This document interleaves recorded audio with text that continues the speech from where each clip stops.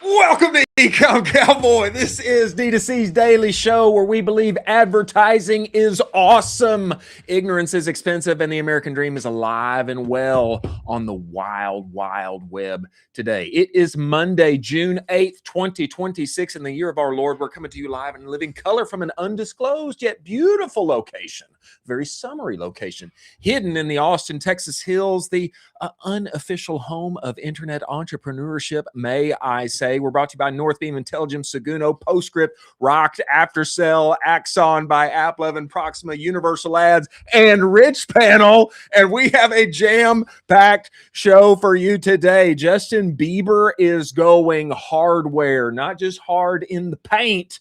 Justin Bieber is going hardware with Skylrk, and methinks he's about to make another $1 billion. Eli Lilly's obesity drug now actually cuts sleep apnea by 60%. Perhaps they may solve everything with peptides and GLP-1s, etc. We're going to talk about Sean Frank saying the end state is that ads eat everything. I kind of agree with him. Promo detox, more to talk about as well. We're going to be joined by Stephen Borrelli, CEO and founder of Cuts Clothing, in addition to Jack Westerkamp of Breaking and Entering Media. He's going to be joining us as well. And William Hicks, co-founder and CEO of Magic Mind. It is a jam-packed show today. As always, I am joined by my partner in crime, Colin Doherty. Colin, get in here. Get inside the show. Chris, you know why I'm so pumped today? Why are you pumped today? Because I just had Tom Brady's good nut. It was delicious. Yeah, you know, Tommy boy, he came out with a new coconut water that methinks the name will draw quite a bit of reaction. Yeah, good nut. What do you mean? It's delicious coconut water, dude. It's easy to remember. I'll tell you that. I'll tell you that much. We have Stephen Borrelli coming in here hot. Jack, is he with us? Is he with us right now? Is he already here? Yes, he is with us. Let's go. The one and only CEO and founder of Cuts Clothing, the voice of all of e-commerce to the presidential administration. One would consider him an ambassador of sorts of those who sell their wares on the web to our government itself. He released a very interesting, and I will say, a tweet that really hit at my heart, plucked my heartstrings. It struck me to the core. Released it on Friday. We are bringing him in to talk about it right now. Everybody, welcome inside of the show, Stephen Borrelli, founder, CEO of Cuts. Get in here, Borrelli. Get in here. Yo. Woo! Boy, Stephen, welcome back to the show. We appreciate you making the time to join us today, brother. Nice to be here. I was awesome. My first time in Austin at Commerce Roundtable, and love you guys. You guys bring the energy, and why not get it going on a Monday? Come on. Why not get it going on a Monday? You know, brother, we want to talk about this tweet that you put out on Friday about every CFO coming in and saying, no more marketing spend. You got to take it back, Stephen. And I'll just say, oh my goodness, I've been told no too many times. My kids would call the CFOs the no monster. Always saying no more marketing spend. I love it if you give us a little background and context on this tweet and get into this story, if you would, Stephen. Yeah. So, we've been around since 2017, 2018. And for the first like 5 years, it was really up and to the right. And it was, we had a low OpEx, and we had high spend. And then as we were growing the business, open up retail stores, trying to expand and grow even further, we also said, hey, we need to bring people in from Nike or public CFOs to help us with kind of this next phase of growth. And we brought on certain people, not just in the CFO spot, but in other roles as well, that they knew other businesses, but they didn't know our business. And, product hires wanted us to do additional products that maybe didn't make sense, or CFOs, said, hey, your percent of marketing is really high, like industry standards, that's too high. Forced us into, or not forced us, because I allowed it, but got us thinking of saying, hey, oh, that makes sense. Let's try to lower marketing spend from where it was. And in the end, why we've always been successful is we have a low OpEx, we have low staff, and we're spending 30 plus 40% of revenue on marketing while still being profitable. And instead of looking at that as a negative, of saying, hey, that's high, it should have been looked as a positive, because that as a small business in a big market, that is our advantage in the marketplace, is being able to spend a lot and get in front of a lot of customers. So it just took like a year and a half for us to kind of figure that out. And it really taught me a lesson of, sometimes there's great people out there and they know business, but sometimes the best hires are from within that know your business, because they know how the business works. So, and at the time when we started doing this type of scale, and this fashion industry was more novel than it is now. And so, we just got a little off track, and now we're, up and to the right again. And it's great to see. And a large part of is because we asked the question, what the tweet was, not how do we cut spend, but the answer is, how do we spend more? And it was cool to see like some top CFOs. I think one of the ones that I've always looked up to was the secret CFO commented, like he agreed with it. And so that was a cool moment, because every Saturday he puts out a newsletter, and I watch it or read it. That's incredible. I mean, so talk to us a little bit about this, because I think this is a huge issue within the industry, where the industry specific CFOs don't actually understand the nuance of this. So how are you as an e-commerce company supposed to source out a CFO that is specific to e-commerce? I mean, that is very, very niche. And then how do you then avoid the, industry standard CFOs that are just kind of not understanding the nuance of marketing spend? Yeah, it's a tough one. And I would say, one of our current guys that's working with was like, hey, are you talking about me? I was like, a little bit. He's a good guy. He's still with us, and he's learned. But in this example, for using him, I would say, the tweet was a little bit Twitterized, so to speak. But if he's watching, it took him to learn kind of the business. And so I think you need a CFO that has a good, hey, not is it my way, but is it right for the business? It can kind of put the perspective of, here's what I've learned over my course of my industry. Let me see if it applies to now. And if it doesn't, let me first understand what's working in the business before I come in and try to change anything. And I think you really need someone like that. I mean, this is all relatively still new. Like if you think about it, in like 2015, 2016, selling a black t-shirt online was rather novel.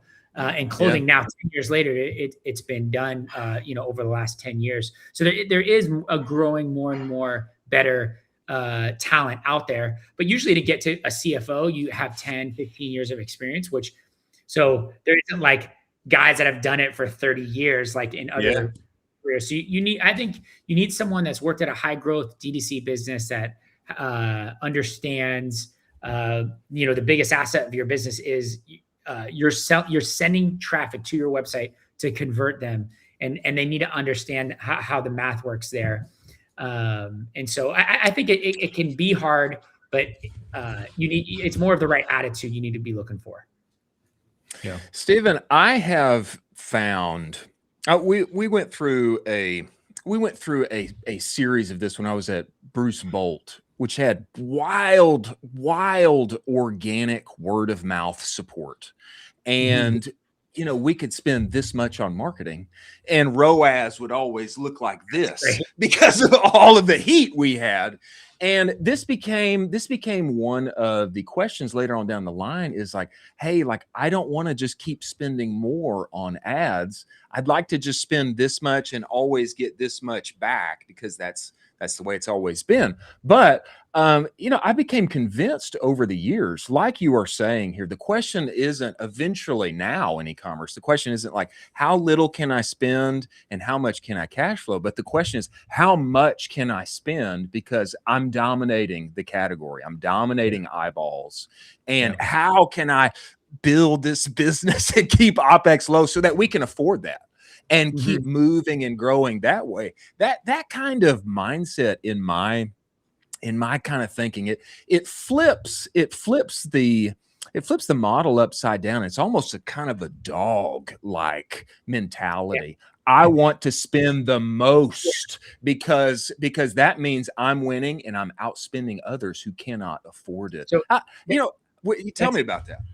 Yeah. So if you think about like what allows you to spend more in a given category. So I'll use black t-shirts. When we started, it was rather novel to sell a black t-shirt line. There wasn't a lot of ad spend. So we had a first mover advantage in that. Then, as a more mature audience, we actually don't spend a lot on black t-shirts anymore. It's rather it's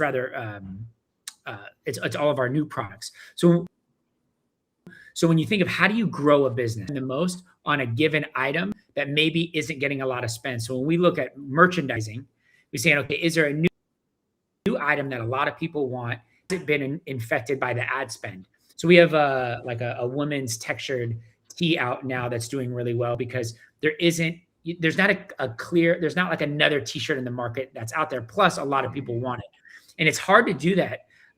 It's not necessarily easy to find a product that has high volume, but also isn't have a lot of people also aren't spending. So if you can get that, and I think the most important role in at least in apparel businesses are merchandisers now, like online merchandisers. Hey, what is maybe an item from a brick and mortar store that we could bring to Ecomm that hasn't got a lot of spend, that we can get a lot of spend, and that can be what grows our business. And that's the name of the game of who's going to grow. And you hit the trend maybe early in front of the next. So it's and if you think about it, like a merchandiser was a premium is a in stores, they're really important. People picking they have to change. It's more than just, is the product good in the marketplaces? Is the product good in the marketplace? And has there been a lot of ad spend against this? Because if it's maybe what people want, but there's been a lot of ad spend, maybe it's going to be hard to use that product to grow your business. But if it's good in the marketplace and there's not a lot of ad spend, that's an opportunity for you as a brand to spend against that and acquire a lot of customers to grow the business. Oh, I love that. I mean, speaking of kind of paid ad spend and how you're approaching everything in 2026, there have been a ton of paid media woes this year, frankly, with, all of Meta. Are there any channels that you're excited about, or are you just going to be doubling down on what's working right now? Or how are you thinking about, paid media and kind of addressing that landscape as we're moving forward? Yeah, I mean, TikTok has been good for an upper funnel awareness play. Like we saw a lot of growth of that of Q4, and we've really doubled down on like the affiliate strategy. Google, Google actually, we've actually seen it kind of pop back up over the last, last 2 months. AppLovin in Q4, we spent a good amount of money on. TV in Q4, but both those channels we haven't seen do that well in Q1 and Q2 for our line of work. Got it. Stephen, I like this talk about digital merchandiser. I mean, it reminds me honestly of Only the Paranoid Survive. It's like always what's now and what's next and where's the opportunity, and kind of looking and living just around the corner there. That's juicy, man. We dig it. Yeah, digital merchandising, but also comparing it to what you aren't seeing in the marketplace. It's and really that's, if I would say, like, what is the thing that I try to focus on most in the business is that, because we're placing $3, $4, $5 million POs at a time, so we got to make sure we get those dialed in. Those are big bets, aren't they, Steven? Yeah, those are big bets.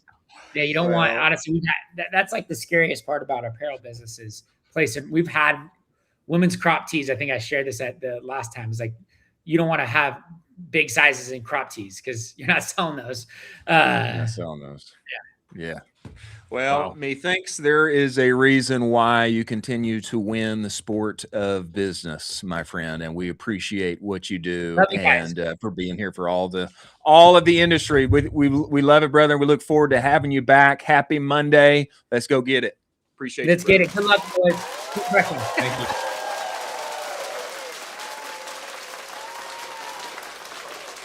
The one and only Stephen Borrelli. You know what I will say? I find this so compelling on the point of, there's all the side of natty CAC and, building your business such that you can spend more than everyone else. But I really appreciate this point he brought up about the need for a kind of digital merchandiser, a seer, an SEER seer, who is looking around the corner. What's now? What's next? What isn't already having a ton of spend behind it that's got organic heat behind it that people are excited about in fashion and apparel? I think that's a great point for growing the business that a lot of times is neglected when we're talking about ad spend, paid media growing up and to the right, despite, ever increasing CPMs and the like. I think this is a really good point. Yeah, absolutely. I mean, he is dialed in. He knows exactly what to do right now. And if there's anybody who's doing it right, it's him. He understands this like you wouldn't believe.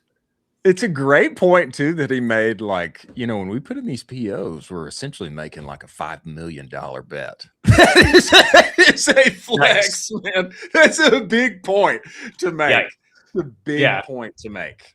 Yeah, don't want to mess that up. Don't want to mess that up. No, you don't want to mess that up and order too many triple X's when you are doing so.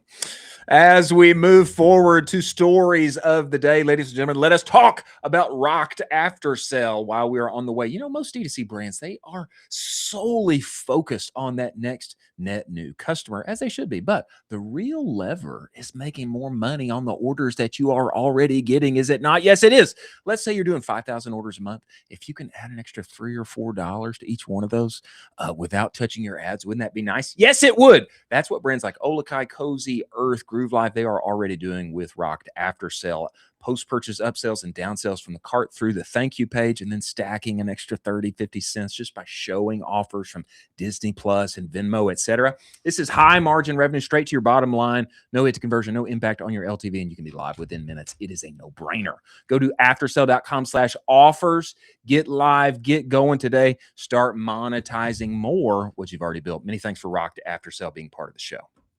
Now, crucial tweet and post over the weekend that I think goes hand in hand with what we just spoke with Borrelli about here from the one and only Sean Frank. The end state of all e-commerce is that ads eat everything. Is that the case? This tweet comes to us by way of Sean Frank. And I think this went out on Saturday or Sunday, one of the two, June 5th. Oh, maybe this was Friday. Sean has this to say, CEO of Ridge, the end state of consumer is maximum money on ads. Very relevant right after our combo with Stephen Borrelli. I have watched MERs go from 5 to 4 to 3 and now 2. OPEX from 25% of revenue to 5% of revenue. That's crazy. Brands will be 5 people in the future, an outsourced factory, an outsourced 3PL, outsourced creative, and 70% of revenue going to ads. A bold statement, but I really agree with him, to be honest. I agree with him as we have been looking at macro trends, ad costs, etc. What is capable, what teams, small teams, are capable of producing now with AI, and its various capabilities on all sides of the business. The one-man brand is a real, live, living thing. What are your thoughts on this, Colin? I think this is exactly right, except for one small piece of this, which is brands will be one person. It's not going to be 5 people. You don't need 5 people for everything that was just talked about in that tweet. I mean, you really just need one person and maybe some cracked out agents and everything else that was disclosed in that tweet, and you're good to go now. It really is ship as fast as you want to ship. There's no more kind of quote unquote moat for a dev resource to get in and build some stuff. Shopify shipping new stuff every single day. Now you can just replit everything and have your website finished completely. I mean, there's just so much iteration going on for the one-man brand. And so I don't think it's going to be 5 people. I think it's going to be one person. I think it's going to be outsource factory, outsource 3PL, outsource creative. You're going to give it to 5,000 creators, get UGC all day, and then 70% of revenue goes to ads. But that's not correct. I think it's going to be 90% of revenue. Oh, that's a lot. That's a lot. That's a lot. 90% of revenue.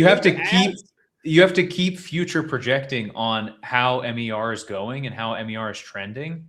And so it's just going to keep future projecting to what is now the umpteenth of it's going to be 90-95% to ads. Oh, gosh, that seems high. But I do think that this is the trend. I think it's a trend. I don't know if anybody can afford 90% unless you're selling air or selling info. You could do it selling info products for sure. Yeah.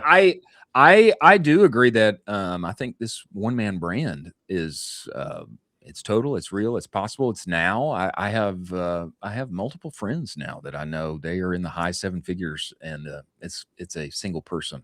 They've got great partners that they work with. They are clawed pilled to the max. Jack, if you would bring this tweet back, I want to go through some of the comments here because there were some insightful things said by the community. I'm going to read. Jack, you pull it back up and scroll with us. Jeremiah of No Commerce says ad platforms are like banks. They never lose. I think that's really true. That's sick. I think that's really true. Zane, not Zane again, says very hard to imagine a world where CPM goes down. Sean Frank says they never have. Yeah, keep scrolling here. There's some great ones in here. Nate Lego says, yeah, but I just converted on a wallet off of one of your Twitter ads, so that should help. Corey Epstein says, should we all start Meta 401ks? Probably.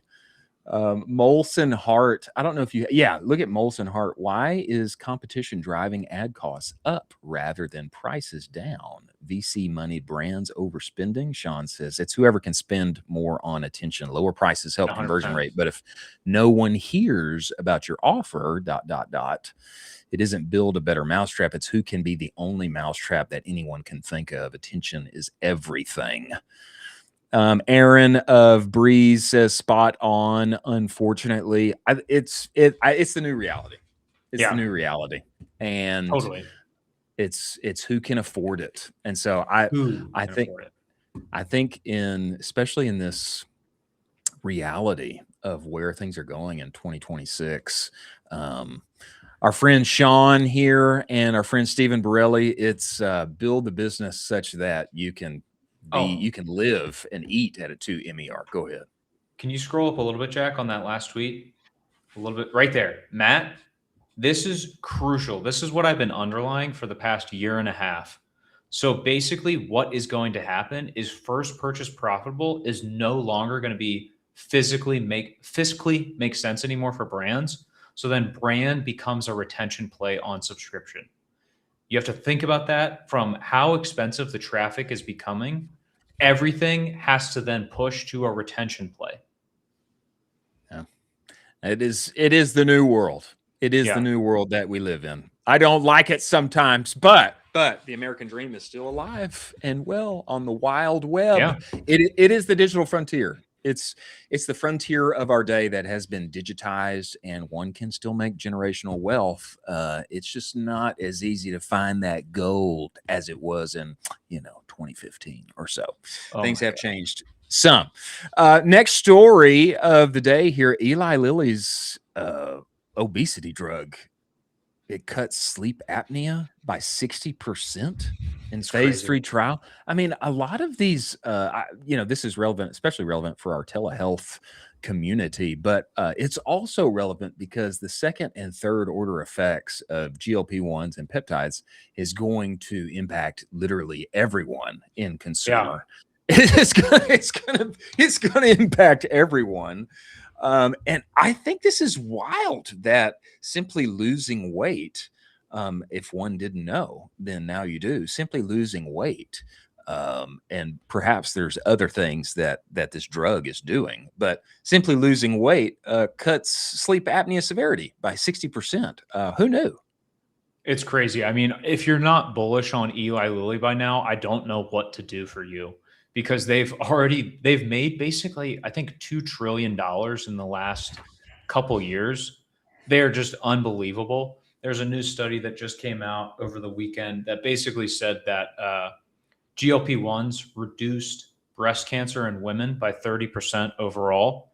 And so it's like, I don't know how much money you want to give to Eli Lilly, but it sounds like it's going to be a pretty sound investment from the next couple years, given all the research that's coming out of them. Well, I keep wondering, like, why hasn't their stock shot up by 70%?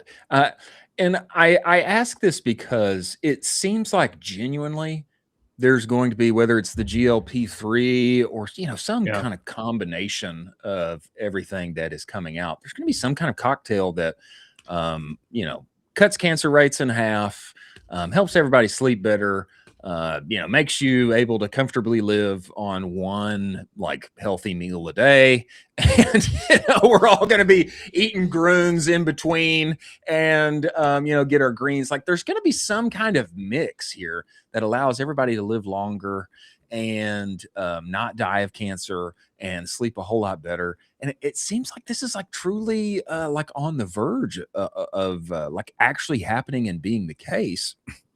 And the second and third order effects are going to be, and we're already seeing it, people drinking less alcohol, people ordering less dessert, which means the restaurant industry is going to be hit incredibly hard, and they're already feeling it. And it's going to dramatically affect, what groceries we buy.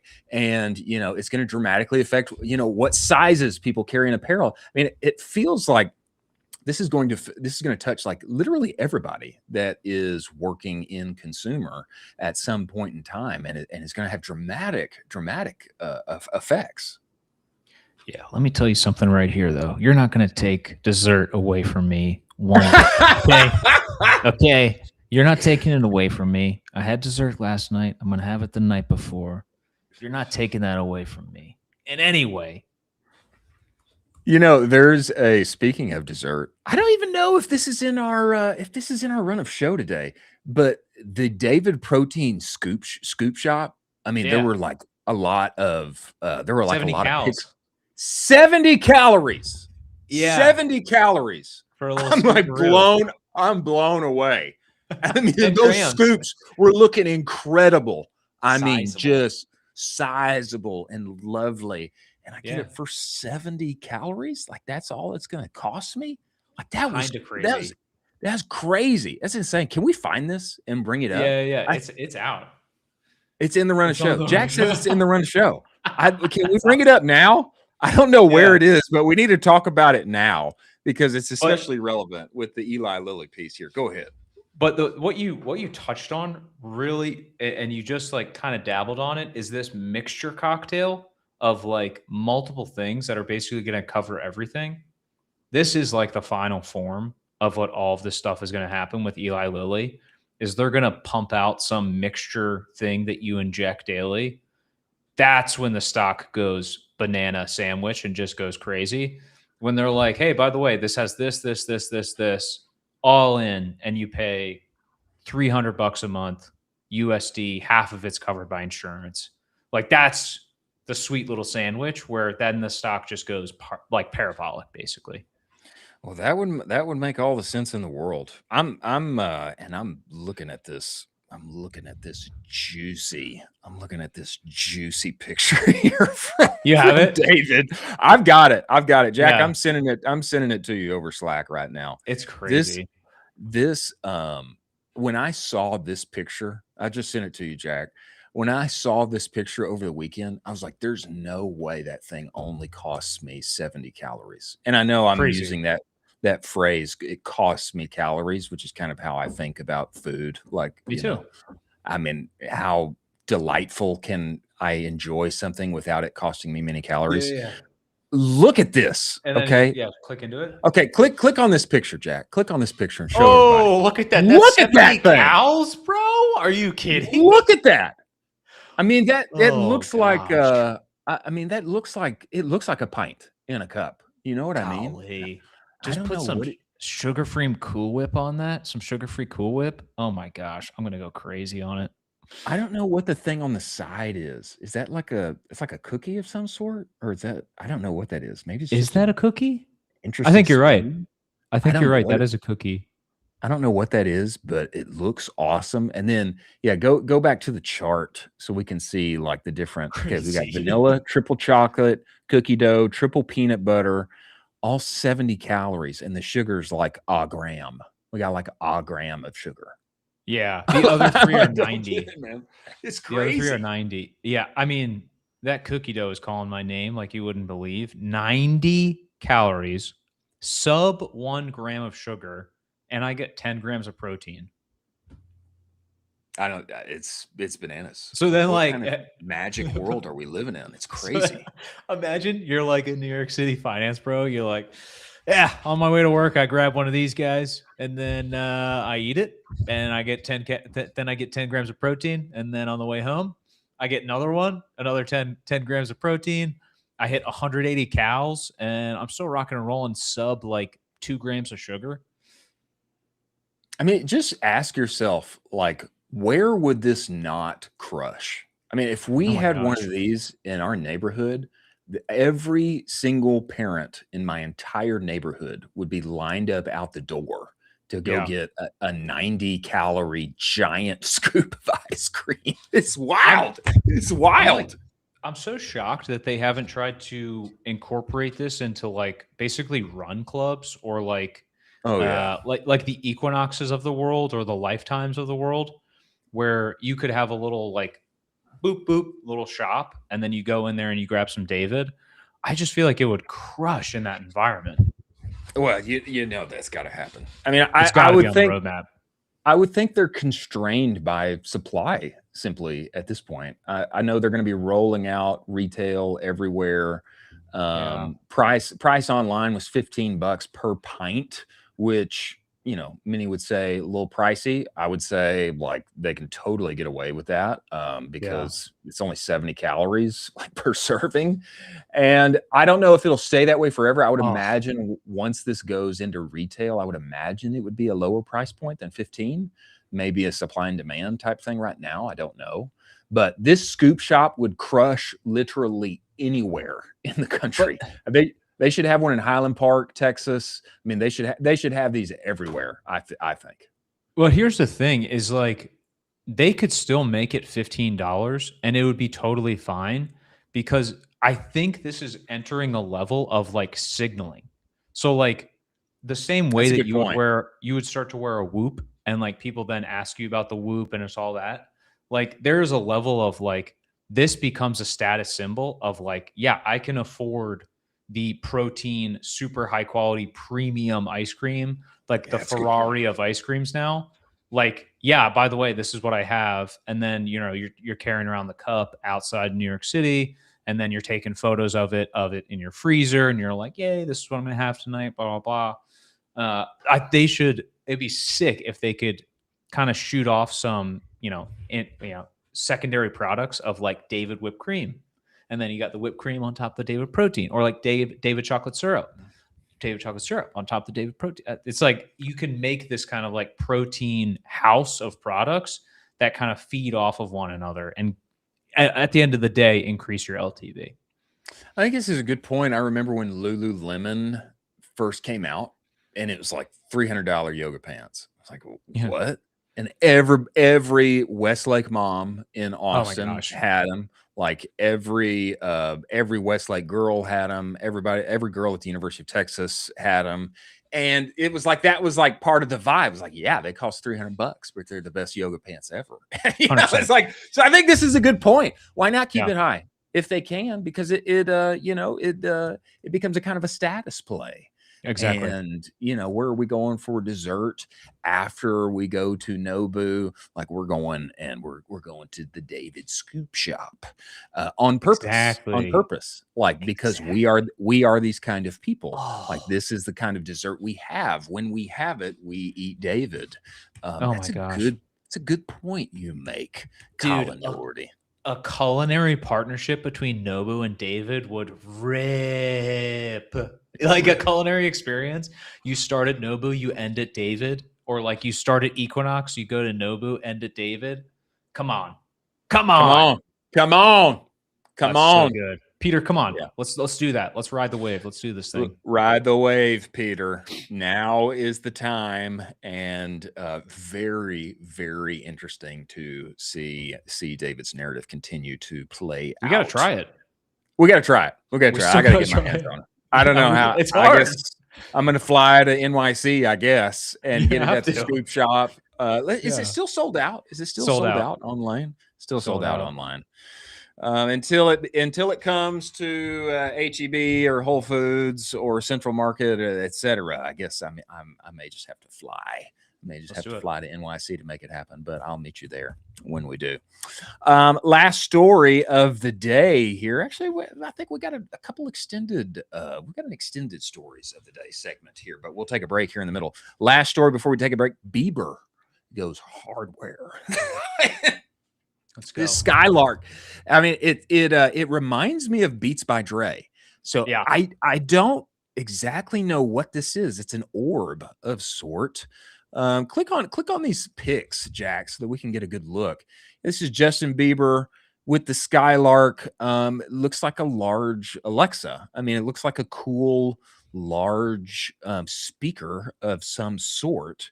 I don't know exactly what this thing is, but apparently it's related to music, and I would think it's got Bieber's name on it. It's going to go mega gazillions if and when this thing is available. Do you have more info on this, Colin? Yeah, this is exactly what you're talking about. This is reminding me of the Beats pill by Dre, basically giving those types of vibes. I think this is going to be nice. Look at that photo. He's so pumped about it too. I think this is going to be a super, super high quality speaker that you're going to basically display in your house like an art piece almost. And then it's going to be kind of a vibes. It's going to be like the conversation pit. And then this thing's going to be in the center. You're just going to be vibing. You're going to be having your magic mind. You guys are just going to be vibing it up. It's going to be a fun time. With your David protein that you somehow nabbed from the interwebs hither and thither. Let's read this from Hype Beast. I have to say, I did not know that these were headphones that he was wearing at first. I thought he was like at a shooting range. I think they're just headphones. Justin Bieber has officially expanded the product offerings of his lifestyle label Skylrk with the announcement of a brand new audio equipment line, transitioning the imprint from a pure fashion endeavor into a comprehensive tech streetwear hybrid ecosystem.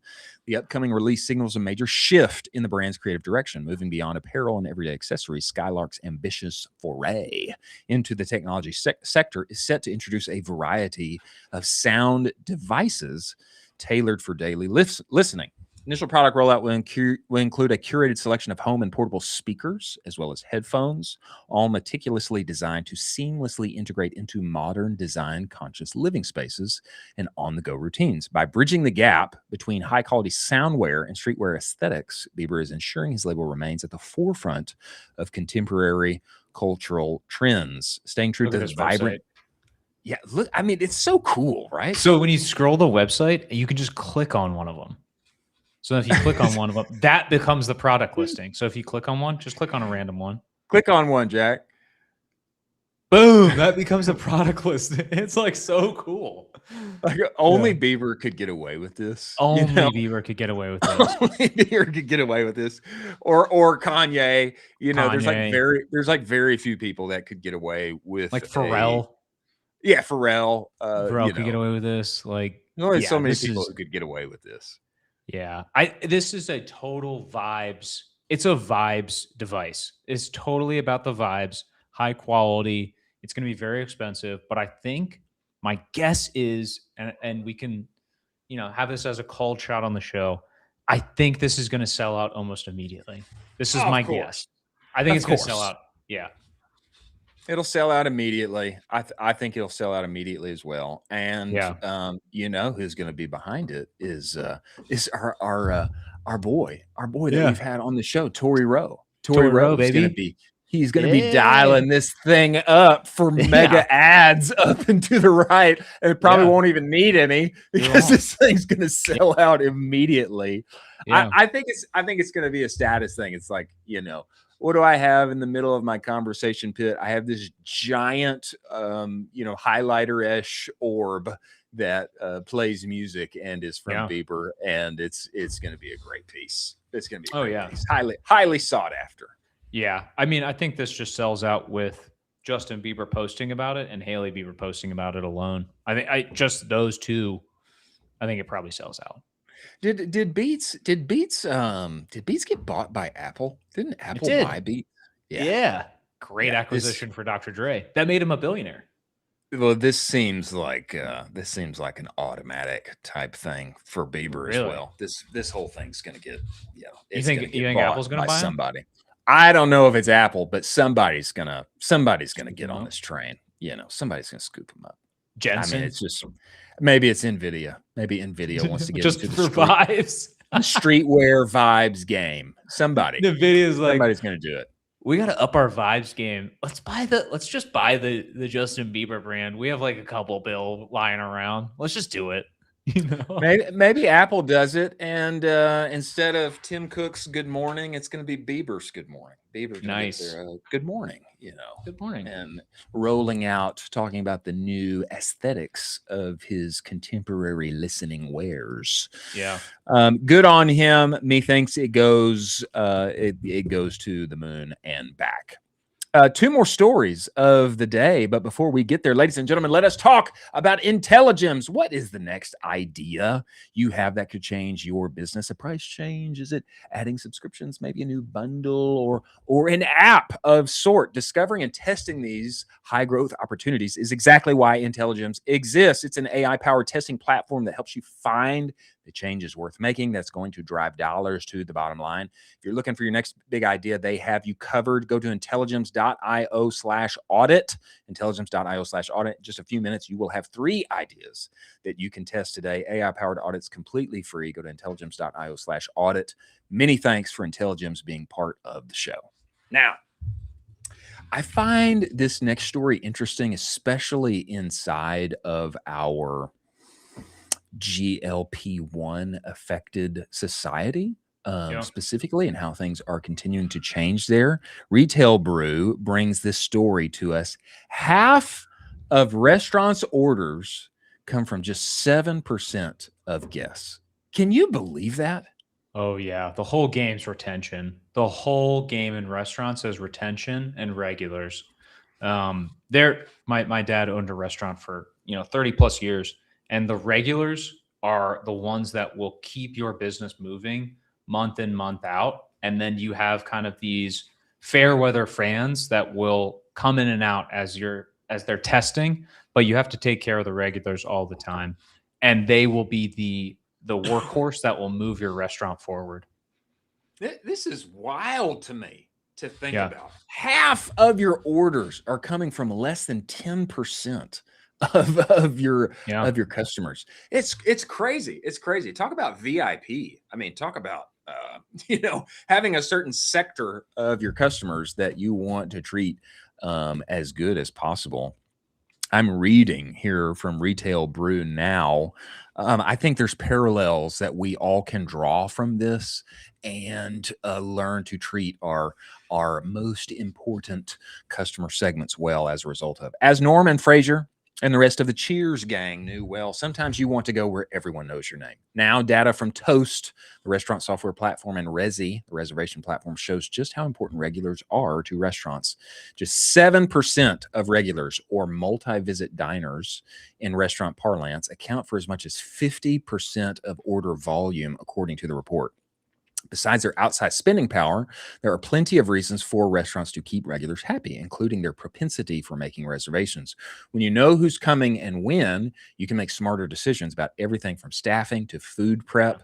Your kitchen team can work more efficiently with prep lists, while your front of house staff can provide more attentive service since they know what to expect. Among regulars, 83% make reservations compared to just 48% of non-regulars, according to the report. And they're better tippers. They're better tippers too. This is probably all old hat for you. I mean, this is totally new for me. Yeah, I mean, this is pretty on point. I think one of the biggest things here too is that tipping piece where, like, if you make a relationship with a regular, they will just tip you on top of everything else and just kind of take care of you. On the flip side of that, from time to time, you should take care of your regulars. And so, you know, not every single bill is going to be full price every single time, you know? And another piece of this that's really, really important for kind of restaurant logistics and economics is the predictability of regulars for their orders. If you always know that John at the end of the bar gets a cheeseburger with fries and he has this type of drink, it's really easy for the kitchen to then know that, predict it, and then get in front of it, because he always has it. It's super easy. Then just a random party of 7 people coming in and it's like, I don't know what we want to get, blah, blah, blah. Oh, we're going to try this weird thing. And then we have all these like weird specifications like, is this hard for the kitchen? Yeah, this sucks for the kitchen. Then it turns into a logistic headache.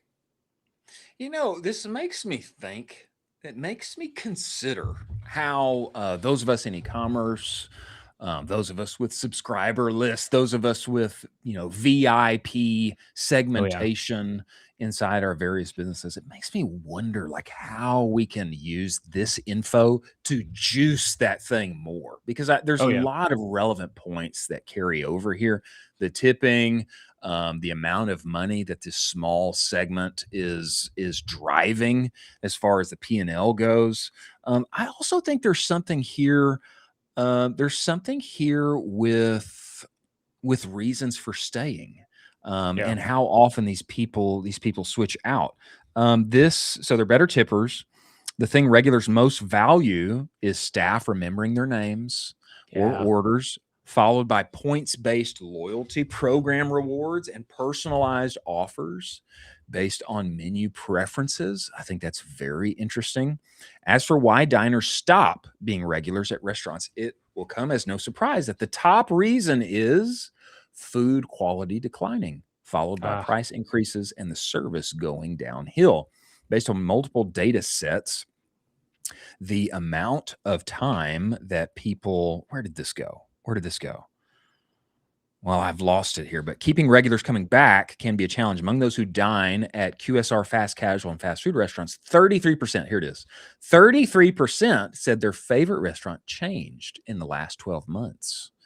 And according to a 2025 survey from Tilster, which provides commerce solutions to QSR and fast casual restaurants, the most popular reason they changed faves was because the new restaurant had, quote, better food, 46%, and better value, 40%. I say this because I have been a regular at Chili's. I have been. We got a new Chili's here down the street. I do. I love it. But dude, I will say I have not gone that much as of late. I can't remember the last time that I have been, and the reason is, brother, we've had it all. We've had no, because of the Hooters rebrand. No, not because of the. Not that didn't work for you. No, what do you not mean? yet. What happened? We don't have one nearby. Nearby. Otherwise, maybe it would work. But the thing is, I've had it all. And, it's just what I'm looking for is entice me a little bit. Give me something new. Give me a new offer. Give me a new flavor. Give me something that will give me a good reason to come back again. This is a good point. At a certain point, if somebody's offering better value and the taste just kind of like, it's always the same thing, then you're going to lose this crucial segment of 7% of people that drive half of your revenue. That's wild. I will say though, there is some testament to the fact that like you have your staple pieces, you know exactly that these are your staple menu items and that people can expect those from you. There's a restaurant downtown Charlotte called Dean's Steakhouse. It has one of the best steaks in the entire world, but it has this specific side called billionaires. They call it billionaires potatoes. Whoa. And they're delicious. I mean, it's like unbelievable. Every time I would ever go there, I'm going to be getting the billionaires potatoes because they're so freaking good. And so there is like, I know I'm going to be getting that. I don't mind that because I know it's going to be so unbelievably incredible. Yeah. I think the food quality just has to be there. They also have a cheesecake that you would basically chop off your left foot for because it's that good. So there's like, if you can just make your menu absolutely delicious and people know that going into it, that is this repeatable, high quality, delicious experience, I think they'll still keep coming back. I can't do the cheesecake because why? I'm already bought in on David Scoop. I want my 70 cal. Dude, I'll eat it all. I'm still eating all the desserts. I don't know what these people are like. Oh, GLP wants to take away your desserts. It's like, bro, I'm eating all the desserts. I don't know what you're talking. Can you? I mean, you're peptided up out the wazoo. Can you still like eat desserts? You have room for desserts in there? Make room. I'll make room. You make room.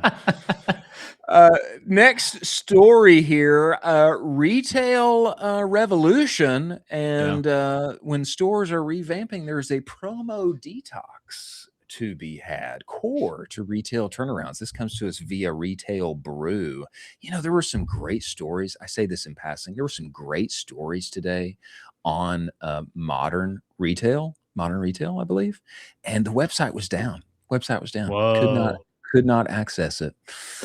So pour one out for our friends at Modern Retail. I believe it is back, though. I believe it is back up. Many retailers have been on the comeback trail over the past few years, and two this week hit notable sales milestones as they turn up their turnarounds. Victoria's Secret, just over a year into its path to potential turnaround strategy, Victoria's Secret, Pink, and Beauty divisions all secured double-digit sales growth in Q1, with total sales jumping 15%. Retail reported it's now notched 4 straight quarters of comp sales growth, up 13%. Company secured growth in February for the first time in 8 years, thanks to a strong Valentine's Day showing buoyed by a partnership with Hailey Bieber.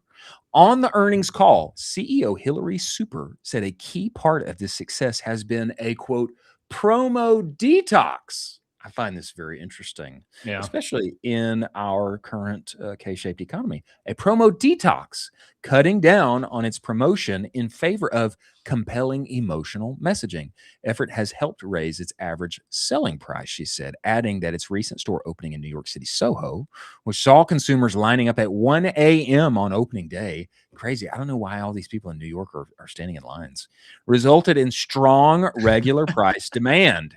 Super said the company got its strongest growth from consumers with income under $50,000 and more than $200,000. So they're shopping at the same places under $50,000 and above $200,000 with a promo detox in place as a result, highlighting the broad resonance of our brands across the consumer landscape. Tell me what you think of this. I find it interesting.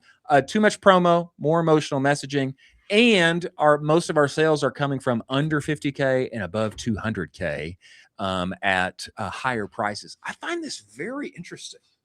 Yeah, I also think it's interesting the fact that the Hailey Bieber promotion was a big driver for success. I think a lot of this also has to be making the selective correct bets on partnerships via influencers or other brand partners I think Victoria's Secret has done a really good job with this in the past, umpteenth months, and including that Hailey Bieber partnership. This is a really interesting story to kind of unfold. I like the fact that they are getting rid of it and kind of winding it down a little bit more, because I think it was a little bit too aggressive. But we'll see how this kind of plays out. I am not bullish on Macy's, but I am extremely bullish on Victoria's Secret. Well, Macy's featured here in the story as well. I find all of this interesting because I think the promo button, we all can get too enamored. It's just too easy. Like, oh, sales are down. Promo. Things aren't going well. We need a new promo. And you can do that to your death. You can do that to stagnation, which a lot of retail stores have seen. I can't remember when JCPenney or whoever hasn't been running the red apple sale. It's like the red apple sale. It's like always on, or Bed Bath and Beyond. You just shouldn't even shop there if you don't have the 15% off flyer that is literally always available. It's like always available, but you can promo yourself to death. Macy's, and the Macy's portion of this article, this is coming from Spring, who is their, CEO Tony Spring. CEO Tony Spring, the retailer, had better than expected performance in Q1. Company recorded 3% comparable sales growth, the strongest first quarter comp sales growth in 4 years. He had this to say: what I love about the program, he's talking about their reimagine strategy, revamping stores, promo detox. What I love about the program is its recipe. It's not one idea. It's the merchandise. It's a better assortment. It's the presentation. It's better storytelling. It's more people in the stores. It's better service. It's service in the fitting room. It's service in the beauty department when people sit down in a chair and decide on what their beauty regimen is. I like this because what he's detailing is there are a number of levers to pull that can enable you to have growth, better sales at higher margins, at higher values, higher AOVs. It's possible, but it involves a number of levers. It's not just discount. How can I get people in here? It's better service. It's getting people inside the stores, having them sit down. It's storytelling. All of these things are possible, and they're tools that we all have in our belt, so to speak. But it takes wielding the weapon in the right way, and not just pushing the easy button of discounts in order to get people motivated to come back in and buy. You can do that to your own death. Yeah, you have to think about the business holistically and all of the things that are inputs into the business and how they can change the business. And you have to be thinking about all of these things. And at the end of the day, it is how you treat the consumer, how the consumer's experience is with the brand, and if they're going to come back around for a second time. I think that is kind of the through line that I'm seeing for 2026 is you have to have repeat purchasers, whether that is online or in person.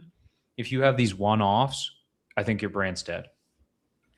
We don't want that. Nobody wants that. We don't want that. We have the one and only Jack Westerkamp, co-founder of Breaking and Entering Media, who is coming to us very soon. Broken and entered here.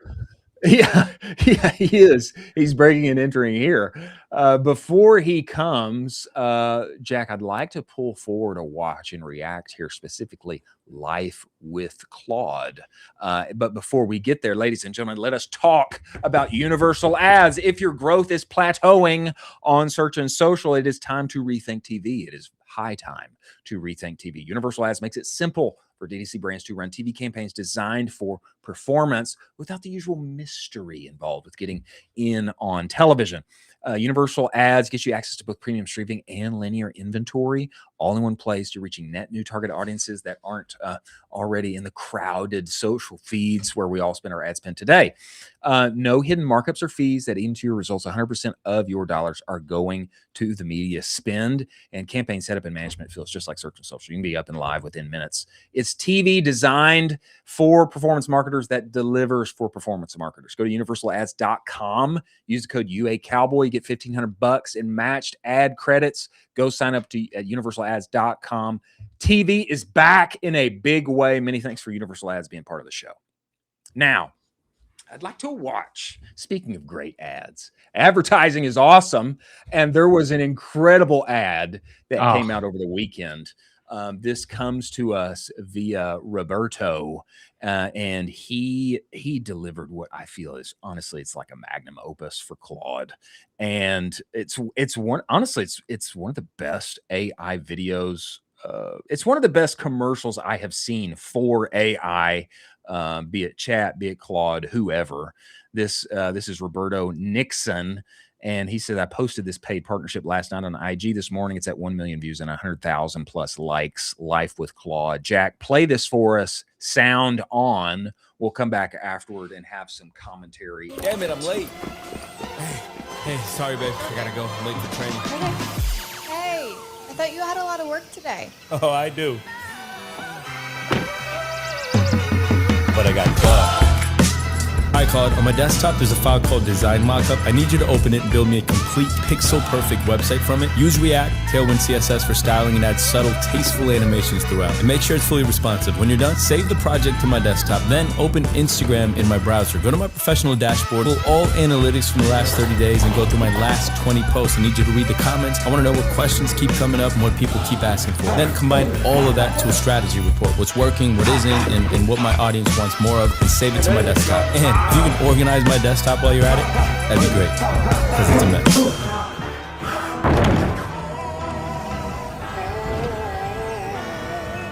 Should have seen the other guy, huh?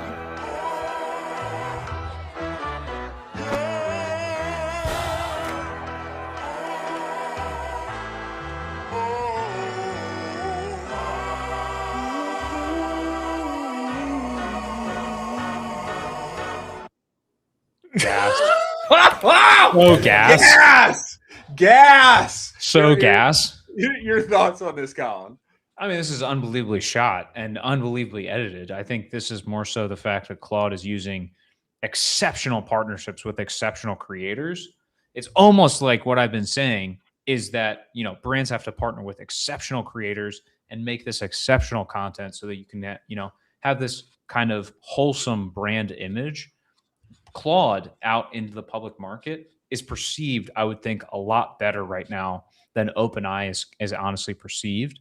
And I think a lot of that has to do with branding and partnerships and who they partner with and how, quote unquote, they become cool. And guess what? Claude just got a lot cooler. So cool. I mean, they're doing a partnership with RPN here. RPN is his like classic ad, isn't it? RPN, I believe. Sure. On Instagram and other places. I've actually found out about him. I did not know of him before. You can bring us back together here, Jack. I did not know of him before his live stream with Oren. That's how I discovered him. I was like, oh, this guy's like a big deal, man, on YouTube, Instagram, etc.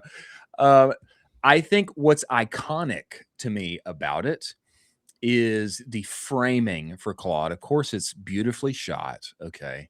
It's movie-esque, it's cinematic. But when the whole thing closes and he's got his hands behind his head and he's kicked back here, like that is what life with Claude looks like. It looks like this. Why? Yeah. Because it's made his life easier. It's made his life easier.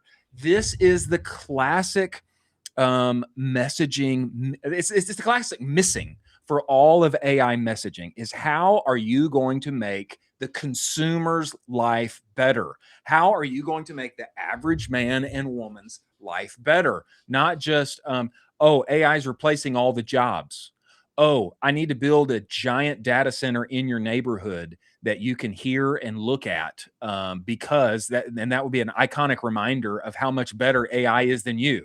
and why we replaced your jobs with that giant machine over there. You know, that has been the messaging the entire time. AI is replacing human intelligence. You're going to be buying intelligence from us like you buy electricity. You're going to be buying intelligence from me. That has been the messaging like for years, or let's say months. Let's say months. It's been the messaging for over a year now. And this is one of the few opportunities that the various labs have capitalized on to frame their product as a genuine benefit to the average consumer, not just the massive, not just as a benefit to the massive company owner who can slash jobs as a result of all that AI can do. And so this is like this is a home run to me, because they've actually framed Claude. And, you know, one would think chat will try and do this in a winsome way as well. But they've framed it in a way where the average consumer can say, like, yeah, that's what I want my life to be like. I want to be able to go and train while Claude does my work for me, and I can have an easier life. Like, this has been the missing. This has been the missing all along. Plus, I think on top of that, you're using Claude. They are showing the actual product in use in the video, which I think is very good. They're using it in a voice capacity, which I think is the future of it. You do this typing thing. I do voice. I think voice is the future with it. You still do typing. I don't get it. And then on top of all of that, this guy's looking so cool doing it. I think we need to underline the fact that, like, Claude's going to make your life easier. Also, you're going to look super cool while Claude makes your life easier. And so it's this kind of tandem thing where here's how Claude works. It's going to make your life easier. By the way, you're going to look sick. And that's our promise to you. And it's very clear. To draw some further distinction on this, the way they have framed RPN here is he's not like a single solo person, like in an apartment in some nondescript metropolitan area who, you know, what is he? He's married and his wife is beautiful. Okay. Like that's part of the messaging here. Okay. He's living in a gorgeous house in what one would imagine is the California hills. Okay. He's living in a gorgeous place. Go ahead. He drives a Lexus GX, sick car, unbelievable car. And then he pulls back into the garage with the Tesla. So it's very much signaling he is in front of the now. That Lexus GX was released like this year. And then the Tesla is electric, so it's EV signaling. So it's like, this guy is doing all of the things in 2026. He is at the forefront of these things. Yeah. Oh, by the way, his wife looks amazing. Yeah. Don't you wish you had a cool wife? Don't you wish you were married to someone gorgeous with multiple awesome cars, living in a gorgeous house hidden in the California hills with multiple boxing during the day, with multiple delightful children running around your gorgeous home. And your dog. Like, don't you wish? Yeah, and your dog trotting up. Don't you wish that you had that? You want to be the kind of person that uses Claude. You need to be the kind of person that uses Claude. And like this is a masterpiece, and this is where all of the frontier labs, they need to continue to go. If you want to win over the average consumer, you need to frame for them how you benefit their life and how you actually benefit their life. Not just, hey, we're better than you and you're going to lose your job soon because we're so awesome. Also, mythos is scary. Be scared. Be really scared. You know, it's like that doesn't win over the consumer. It makes them want to veto your data center is what it does. It makes them want to kick your data center out of here. Instead, do more of this. Do more of this. I can go train during the day. I'm the kind of guy that boxes. Sick. I'm the kind of guy that has a gorgeous spouse with multiple beautiful children, that lives in a gorgeous home hidden in the California hills, and has multiple cars that you wish you could have. And all of it's easy. Why? Because I have life with Claude. Like, this is so smart, man. It's so smart. They've got to double down on this. I think Claude is doing all of the right things for a branding perspective. I think OpenAI is just not doing kind of the right moves right now. No. It's really awkward. They're just making these kind of like staple billboard pieces in major cities where it's just like weird images, and then it'll just say OpenAI, and you're like, Yeah. dude, what does this mean? Like, what am I supposed to draw from this? And then you compare that to what we just saw, and it's like, these guys are lapping you right now. Like, can you not see that? So, very bullish on Claude moving forward. I saw one of these. I saw one of these billboards when I was at the Domain in North Austin. It's kind of a posh outdoor mall, and I'm parking my car, and there's a billboard of like a dad and a son fixing their tractor, and it just says Chat GPT. Yeah, there's one in Uptown Charlotte where it's like smack dab in the city, and it's like two people hiking, and then it just says OpenAI, and I'm like, what am I supposed to draw from this? Like, so because I use ChatGPT, I can go on hikes now with my spouse. Like, am I using ChatGPT to like find hiking places? Like, what's going on here? What are we doing? Super weird. Here's my pitch. My pitch, now that Claude has done this with RPN, I think Chat needs to do this with Oren. Okay. Yeah. Make it Malibu, or where is he? He's in that what's the famous beach place in SoCal that has an inn? Venice? It's Newport Beach. I don't know. It's one of those. It's one of those. Okay. And they need to have Oren like going to Shenzhen or wherever on like one of his trips and like sourcing all of the exotic wares, and it needs to be life with Chat. Okay. That is my pitch. Okay. Answer the bell. Okay. Sam, go find Oren, dig him up, make one of these commercials with Oren going to France and Paris, and then coming back to Newport Beach, and it's life with Chat. Okay. Of course. That is my pitch. Of course, the video would have Oren in Shenzhen. Of course. It has to have him in Shenzhen. Of course. These are my new textures that I found. New textures. Yeah, it has to. It has to. We have the one and only Jack Westerkamp, co-founder of Breaking and Entering Media, one of the, I would say, most exciting marketing live shows upon the interwebs that one can find. They are crushing on LinkedIn, absolutely crushing. And I love one of their content formats so much. Their whiteboard 60-second marketing advertising news. It is so good. Before he comes in here, ladies and gentlemen, let us talk about Proxima AI. Your buyer data already knows what ad you need to make next. You just can't read it. Most brands, most marketers, they brief from instinct. What ad performed well? How can we iterate a little bit? And then you pass it off to the creative team. The problem isn't effort. It's that you don't have any signal from your data. Proxima changes this, changes the input, reads your conversions across real shoppers, across 2,000 plus e-commerce brands, okay? Shows you exactly who's buying, what else they respond to, and where your account has gaps. You connect your Meta, you connect your Shopify, and all of the sudden Proxima begins to map every conversion back to a real buyer segment inside the commerce graph. What they buy across the web, what they are seeing, what you don't have live in your account already. Suddenly all the gaps are visible, and you get a feed of creative briefs. Never start with a blank page again. Start with a feed of creative briefs from Proxima. First 3 every month are totally free. Go to Proxima.ai, stop the slop, see who bought and see what to make next. Many thanks for Proxima being part of this show. Now, we must bring the one and only Jack Westerkamp. I would much consider him at the forefront on the cresting wave of new media across the various interwebs. We must welcome him inside the show. Everybody welcome Jack Westerkamp, co-founder of Breaking It. Thank you so much, guys. Also, shout out Proxima. Just let me Let's go. First to say shout out Proxima. Let's go. Yeah, we love that. Shout out Proxima. Absolutely. Do you guys as a you got some background there?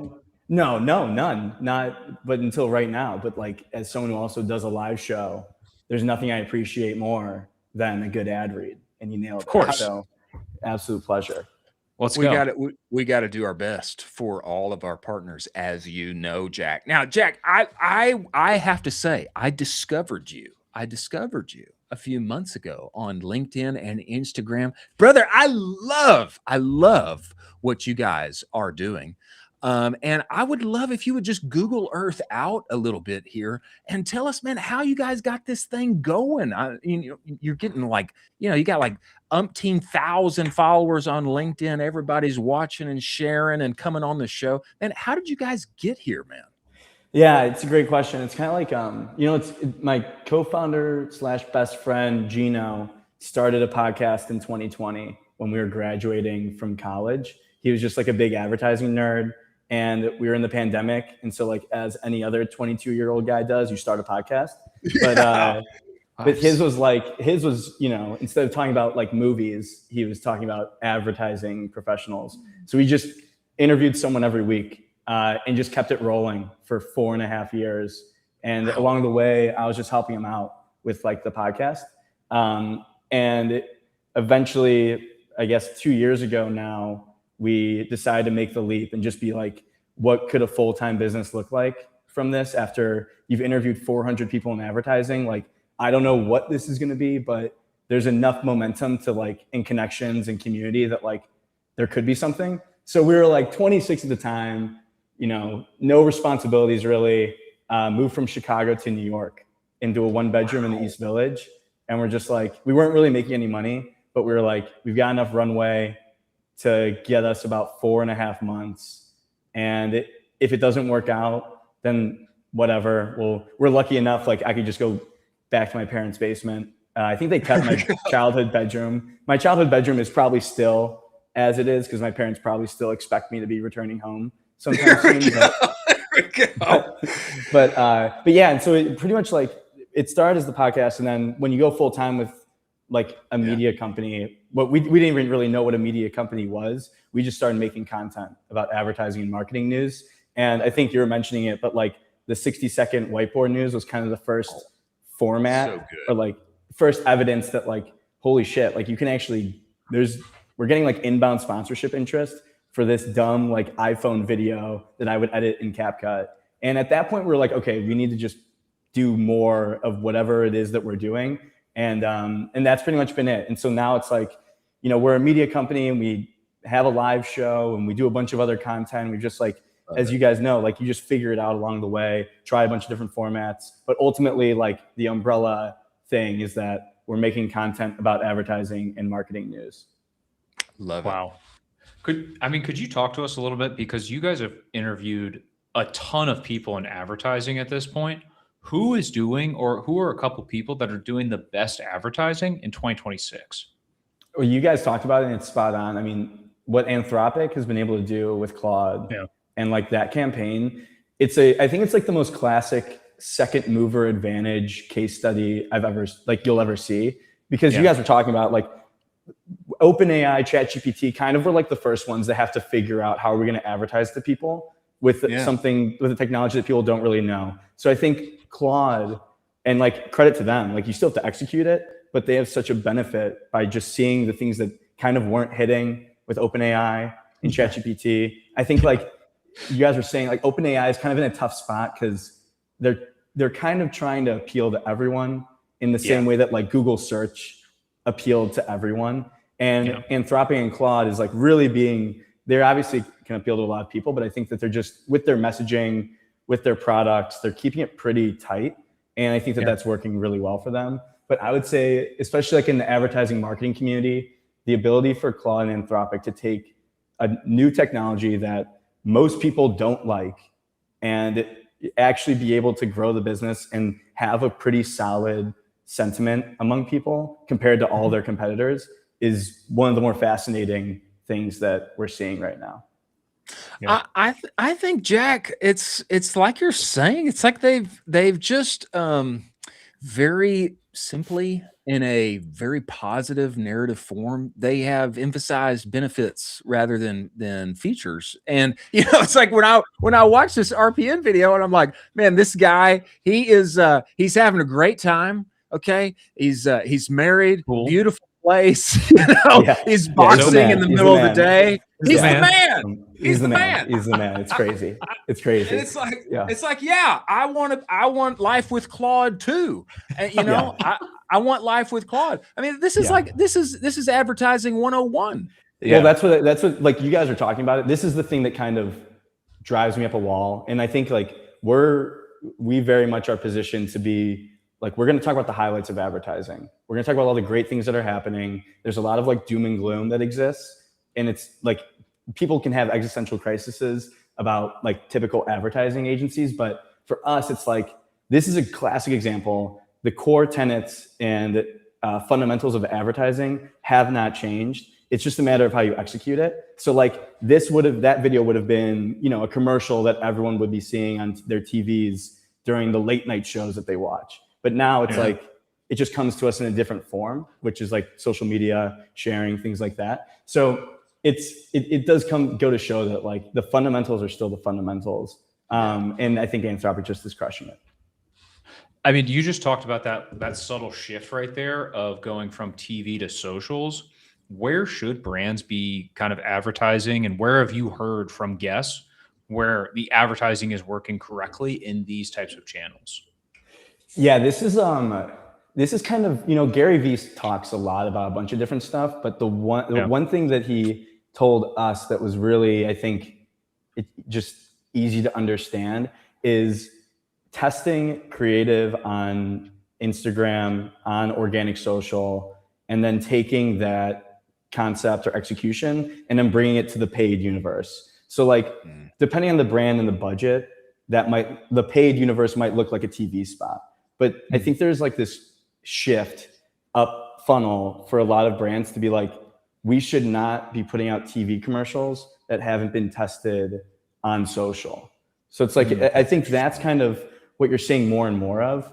And it's not perfect, but ultimately there's still such a massive opportunity to get such outsized advantage on organic social, even for brands. And like, you're seeing it happen more and more where brands are putting more money into like building bespoke Instagram channels that aren't the brand, because they know that like, if it's like, you know, Taco Bell putting out a post versus a channel that's operated by Taco Bell, they can probably get more views with the non-Taco Bell channel, even though they have more followers for Taco Bell, because like you're earning trust in these more bespoke, unique, niche accounts. And so that's what a lot of brands are doing. You're seeing more and more of. Wow. You know, can we just comment on the subtle flex? We just scooped in there. Gary Vee told us while we were talking. I mean, bro, Gary Vee on the freaking show, man. I've got about 47 more name drops I need to get through before. Bro, you're gonna keep dropping those names. You got to. I'm like, keep dropping. Yeah, it's like I think like Stephen A. Smith does that a lot, or like Skip Bayless or whatever. It's like, yeah, you know, I was having dinner last night with Kareem Abdul-Jabbar. And I'm like, Gary Vee is my Kareem Abdul-Jabbar. That's incredible, man. Jack, tell me this. I mean, since you guys have gotten this rolling, I mean, who have been like your favorite people to have on the show, bro? I mean, Gary Vee being on the show is incredible. Insane, who's your like Mount Rushmore? Yeah, we can do this. So you guys actually just talked about, and I was dying laughing backstage. But Oren John, great, was a huge. He's great. I mean, he's a legend. He's so money. He's also you were talking about like he's the most Southern California person. Yes. It's crazy. He's SoCal's favorite son. I mean, he is like the embodiment of Southern California. So those are two maybe like mainstream kind of people would know. And I'll give you two kind of, if you're not in advertising and marketing, you probably won't know, but they're kind of deep cuts. But one is Susan Cradle. So Susan Cradle is like, she came up with the M&M's characters.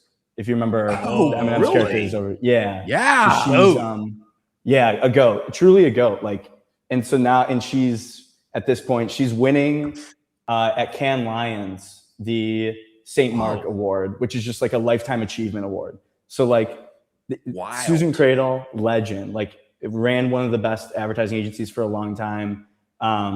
Came from a position where it's like, she came out of kind of like the Mad Men era, and was just like a badass.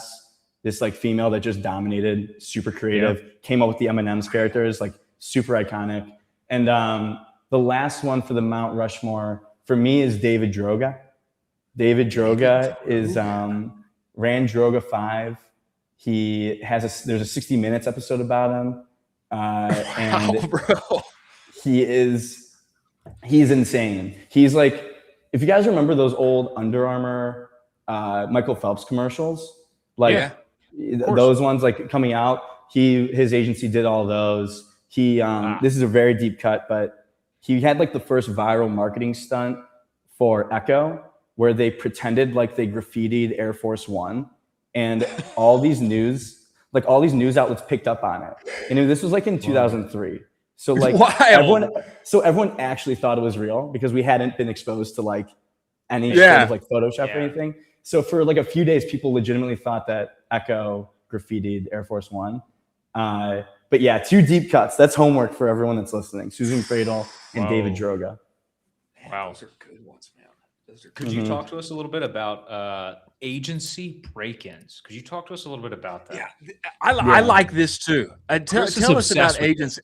I love this, and I won't say that. Well, I won't say that we may have something on the calendar coming up that is similar. But tell us about agency break-ins. I like this format. So this is like how we work with agencies. This is like also like a thing that we do that's like a paid sort of thing, like where we work with agencies and we make a custom piece of content about the agency, and it just so happens to be extremely good content. And so we will go to an ad agency and work with them on essentially like a concept. And the beauty of this is that we're like creating a piece of social content with the most creative people in the universe. So it's like they're like in it with us. So we come up with a concept and then we go to the agency and we shoot a like short form video pretty much, or a couple of them depending on what the concept is. And those are a blast. Like we went to Austin and we called it like an Austin City tour. This is kind of inspired by like, I used to watch these YouTube series by this guy. I forget, his name was Devin, but he would go to like LA and cover all of the basketball scene in LA. And go grassroots to like the professional teams. And so we're kind of like taking that format and bringing it to ad agencies where it's like, we're going very specific and it's a blast. And you just like, in advertising agency world, there's so much fascination with the names and the individuals and all of that. Or sorry, I mixed it up. There's so much fascination with like the agency names and then like, the classic ones like FCB, BBDO, these like massive names, but there's not really much about the individuals themselves. So it's kind of like we kind of open the doors to the agency and you get to meet the people that are there. And then you just make a funny piece of content that is pretty good. So yeah, we've had a lot of fun with those. I like this. I wonder like, Jack, what's next for you guys? I mean, it feels like you're always cooking up new things. You got the live show, you've got the 60-second whiteboard piece, you got these break-ins. Like, where are things going next for you guys, man? This is I of course I like this because I'm doing something akin to this. So there's a kind of a kindred spirit thing going on here. But we're brothers in arms. We're brothers in arms, I think. But I don't know. I don't know what's going to happen next. I think it's like, to your point, it has to include innovating and testing and trying new stuff constantly. Like, I think that's the fun thing for us and our crew is like, you have free reign to do whatever you want, essentially. And being able to continue to do that is really the focus.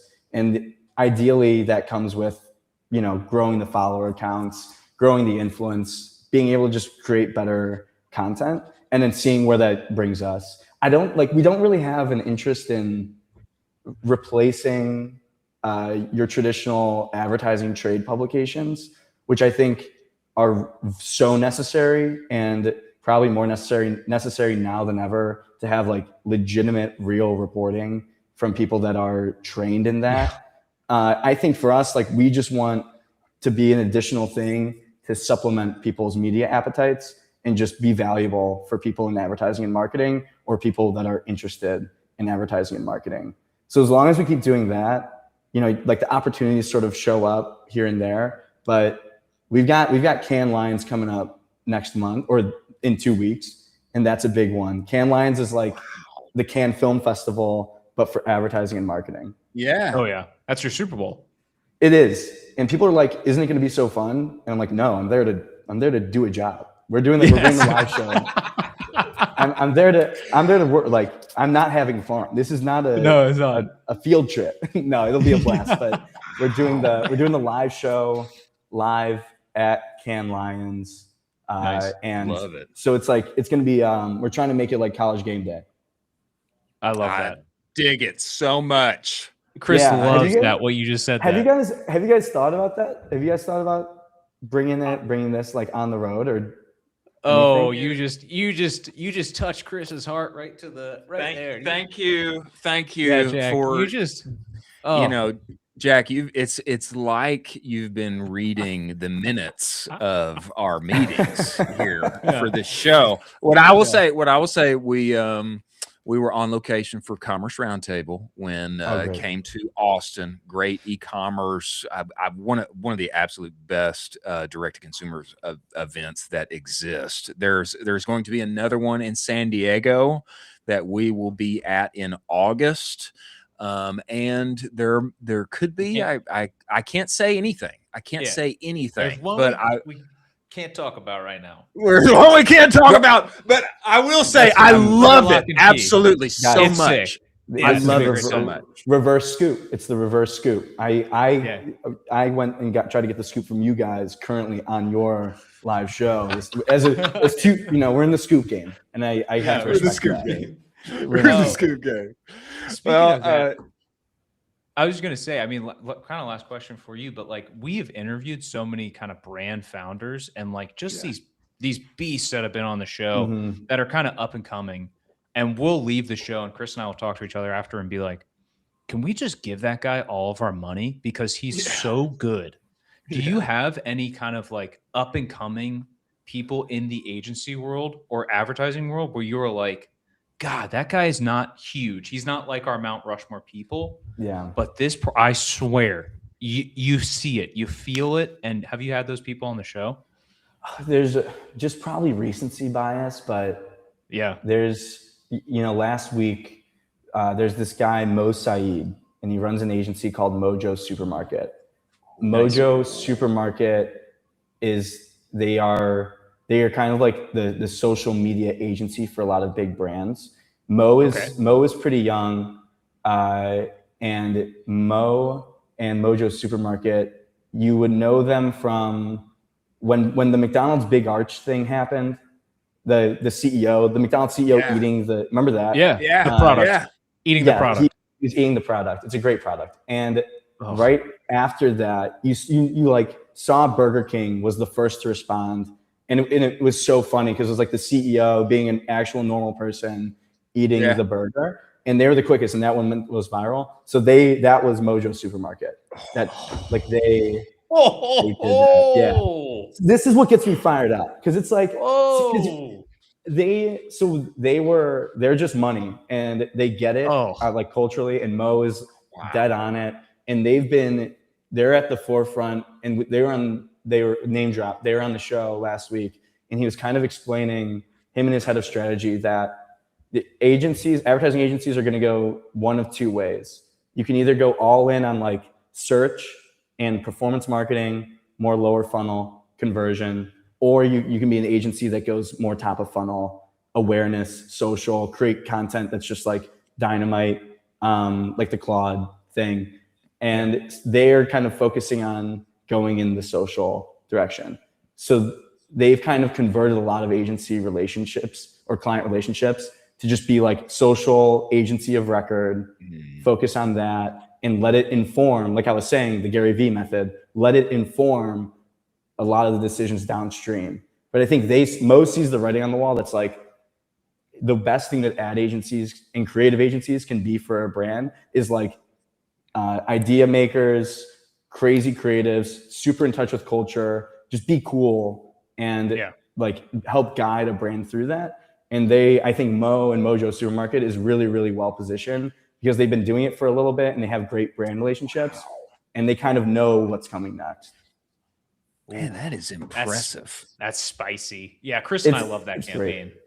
Yeah, it's this is like, well, that's what's most fun, I think, about the content that we make is like because of the nature of these brand client agency relationships, you don't really know what agencies are necessarily doing all these ads. Like the agency that does all them Claude work is called Mother, and they're like the best agency in the world right now. So like for us in the advertising world, we're like, it's no surprise that Claude has the best branding and like campaigns out right now because we know the agency is unreal. So that's what's most fun for us is you just kind of like uncover these nuggets of the people that are actually doing the stuff and are behind it all. Wow. Yeah, there's a great thing that's happening like over there with you guys where you just all of the agencies and everything that I'm involved in, it's all performance marketing focused. It's all ROI driven. It's all this. And man, you guys have this incredible window to everything that's happening on the upper funnel side. Yeah, I think it's so it's for us, it's really fun and really interesting. And like obviously like the performance stuff and ROI stuff is so important. DTC, obviously, like it's huge, and there's so much there. It's just fun to talk about like the Super Bowl commercials. It's fun to talk about the upper funnel stuff, and it's exciting. So I get it. Well, Jack, when we come to NYC, we want to break in on you. Come on, mega stream. We'll do a mega stream together. Man, we appreciate you making the time to join us. Tell everybody where to find you, follow you, subscribe, and stay up to date with everything you're doing.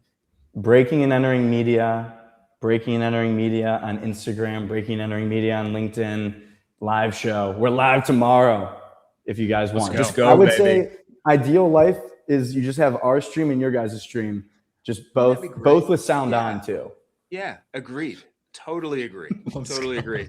Jack, we appreciate you making the time to join us. Look forward to having you back, brother. Thank you, man. Thanks, guys. Appreciate it.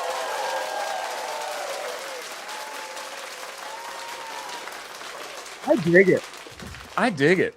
They have a window into a whole nother side of everything happening in advertising and marketing that I'm not as keyed in on. And I really appreciate that perspective. Also, incredible flex, Gary Vee and all of the people that they've mentioned having on the show. Crazy. I love the fact that people have been like, yeah, so Canes is going to be fun, right? Like, that's going to be a blast. He's like, no, I'm going to be working the whole time. And like, I feel like we can relate to that where you're like, yeah, you're going on this cool trip. It's like, what do you mean? I'm going to be working like 12 hours a day, every day. Like, I'm not going to be meeting celebrities and making all the cool things. It's just going to be on and grinding. It's gonna be so still kind of dope though. Still kind of dope. That is the Super Bowl of advertising. They are going to see some crazy stuff there, and I imagine the content coming out of them is going to be unbelievable. That is a home run right there. Yeah, that's going to be an absolute home run. Well, appreciate Jack coming on the show. We have the one and only William Hicks, co-founder, CEO of Magic Mind, coming to us very soon. Jack, he is not here yet, correct? I do not believe that he is with us as of yet, but if he is, of course, we will bring him in. Before he comes, ladies and gentlemen, let us talk about Seguno. Seguno is the only marketing suite that lives entirely inside of Shopify. What's that mean, Chris? It means your emails, your pop-ups, your banners, your reviews.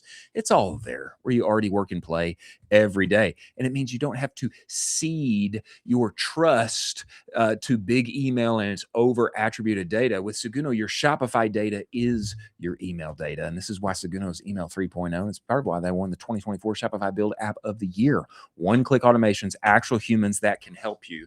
Go and get the advanced Shopify segmentation playbook at the URL scrolling across the screen. Seguno will give you a free trial of their product and platform. If you tell them, Colin, I sent you, they will extend that free trial to 30 days. Built for lean teams with big aspirations. Many thanks for Seguno being part of this show. Now, before William comes to us, I'd love to put, did something just happen with Apple? What's going on with They just dropped new updates, just like new notification updates. If you want to see what it looks like now. Yeah, give us the updates. Let's bring this up and get into it. I do not have the link. Can you Slack me the link, or Jack, can you pull it up? I'd love to see what's going on here.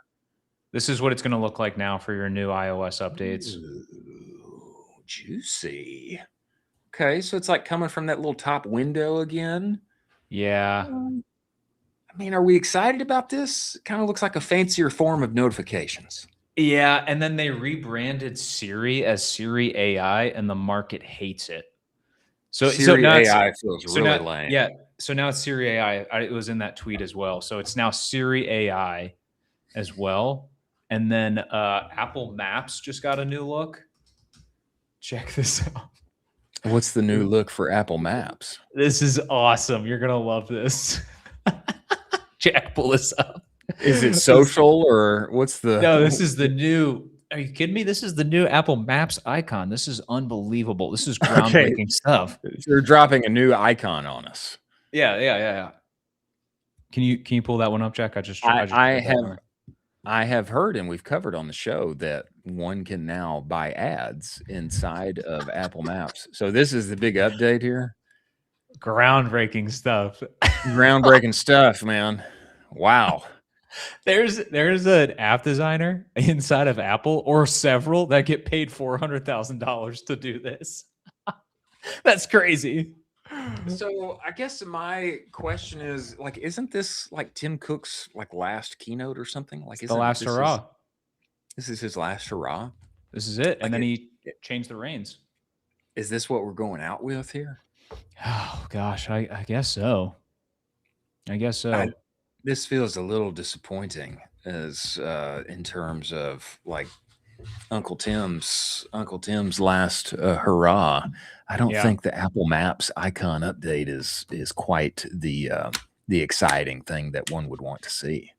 I mean, the whole thing is going to be the new, Siri AI updates, the capacity that it has with operating inside of everything, and it's going to be basically this full like revamp. But I don't know. The market's not excited about it. I don't think it's that explosive. No. They probably should have had this like a couple years ago. And so, yeah. Not that interesting is what I'll say. Not that interesting and not that juicy. We do have one more watch and react that we can hit here before William comes to us. Let's talk about what is X in 2026. This comes to us via Nikita Beer, or Bear, however one properly pronounces it. And I think this is particularly interesting because X is becoming more of an advertising powerhouse for e-commerce.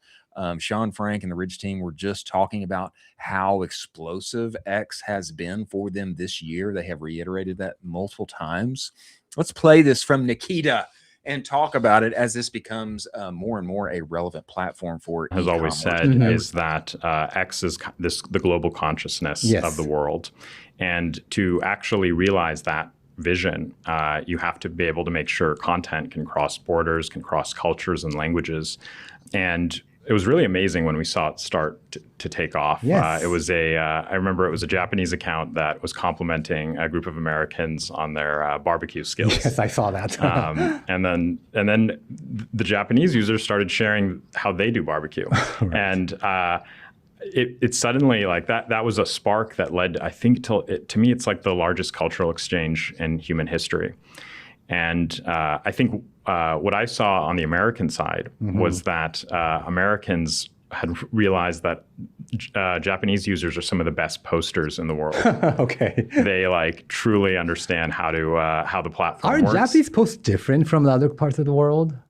One thing that Elon has always said is okay, that the thing that I like to, you go stop this, Jack. Go ahead and stop it. And one thing that I love about this is he's touching on this kind of like language translation thing that happens inside of my feed. I remember when this happened with, you can bring us back, Jack. I remember when this happened with the Japanese barbecue cultural exchange, however it happened. I remember it showing up and thinking, like, this is incredible. It's incredible. I can read in English what Japanese posters are saying in Japanese. And we've covered multiple stories that have come to us from South America and from other places. I don't know how it happens, but it shows up in my feed in English, and they're incredible posts.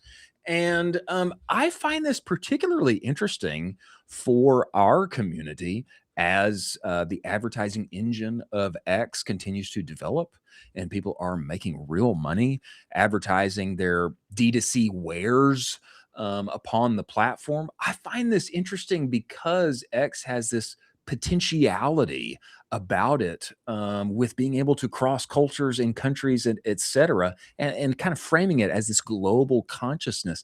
I find this fascinating. I find this fascinating and how it can appeal and or become part of the e-commerce ecosystem. Yeah, absolutely. And it kind of bridges everybody through the lack of censorship. So it's like, hey, this is a full freedom of speech. You can say whatever you want here. It's going to be amazing. The world's going to have its input back on you. And then I just think that Nikita also has just such a thankless job as well. Oh, he does. I don't know if you saw this, but he posted, I think a couple days ago, where he was like, my day is I basically wake up and then I look at Slack at 8 a.m. and I have 60 Slacks from people that are like, please change this or else the algorithm breaks. Like that's his like every day. Where it's just people yelling at him. And I'm like, he must love it for the love of the game, because he is like, he doesn't have to do this, right? Like he was acquired by X. This is his third company at this point that's been acquired. He doesn't have to do this. And so he just genuinely wants to do it. He's the man in the arena and just having fun with it and doing it for the love of the game. You got to love it. Yeah, I appreciate him. I know that, a lot of people have things to say about how, the platform's gone down and all that, but you can tell they are locked in on making this platform the global app. I mean, the one app that rules them all, that I think is in Elon's mind or concept for how and what X can eventually become with payments and all of the things. And the advertising piece is huge. And, it benefits all of us in e-commerce when there are more platforms that can genuinely take on your spend and return a first purchase profitable event. That's goated.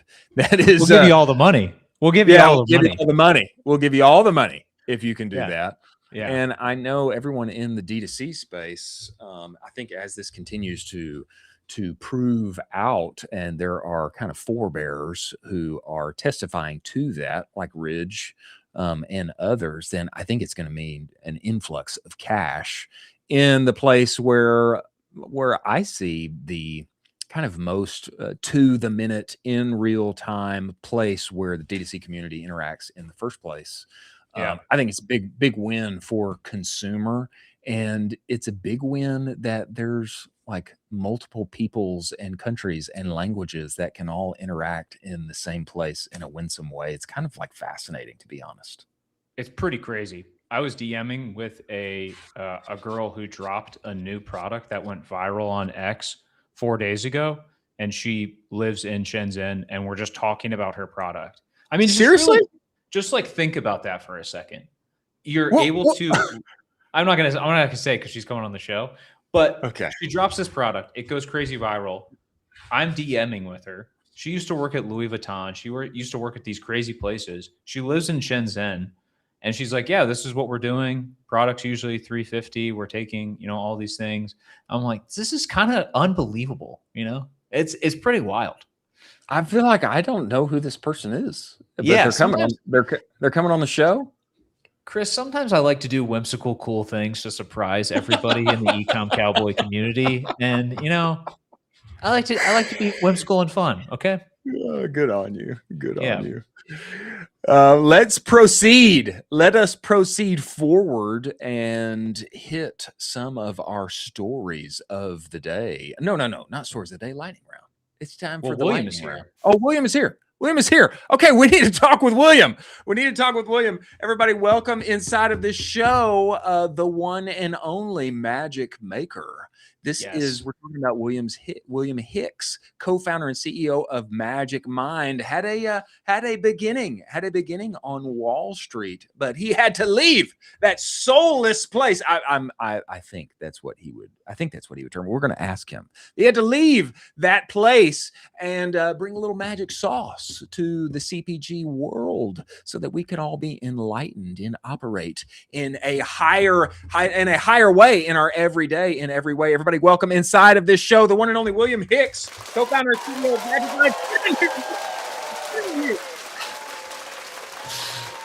Hey guys. William, welcome to the show. We appreciate you making the time to join us, brother. Yeah, that was an epic intro. Thank y'all.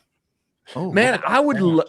The sound is great. The background with this, like, what we got going on here, the wall. Branded. Oh my! Look at that. Let's go. Gorgeous. Whoa! William, Flex. Huge just flex. a little flex on us. We appreciate you bringing that to the show, William. If you would, I would love you to just give us a little background on the origin story of Magic Mind, because man, this thing has exploded. Everybody loves it. Everybody's drinking it. But I'd love you to give us a little origin story on getting this thing going. Yeah, happy to. I'll take a little Magic Mind caffeine-free shot so I can be dialed Here in. we go. Entertaining. Let's go. Here we go, baby. Love to see Here we that. go. So, cheers. Cheers. But yeah, man. Magic Mind's been a really fun journey. We're actually 6 years in, but the story starts almost 15 years ago. And it's really not my story. It's my co-founder James's story at the start, but I love telling it because he was a kind of overworked entrepreneur. He had a tech company called Tilt that was a Venmo competitor back in the early 2010s. Went through Y Combinator, had a ton of success out of the gates, and was one of those crazy tech companies with 50 employees, a couple 100 million users, but no revenue yet. So, burning $2 million a month and stress out of his mind in his late 20s. Was drinking like 7 cups of coffee a day, thinking that helped him manage all the stress of that situation. But it compounded his stress, led to a heart condition. His heart rate was at like 170 for like a week. Had to get it shot back into rhythm. Was diagnosed with atrial fibrillation, and they're like, "Hey, man, you can really only have like half a cup of coffee now with this heart condition. We recommend green tea. It's got less caffeine and L-theanine, which will extend your body's absorption of caffeine." And that was sort of a light bulb moment of like, oh shit, like what else can I add to my morning limited half cup to get more out of it? And he kind of went crazy researching all these nootropics, adaptogens, vitamins, functional mushrooms, wrote a book on the topic after 5 years of research, and kind of became the nootropics dude in Silicon Valley by accident, and was recommending a stack. About 7 years in, added some compounds that decrease stress and anxiety called anxiolytics or adaptogens.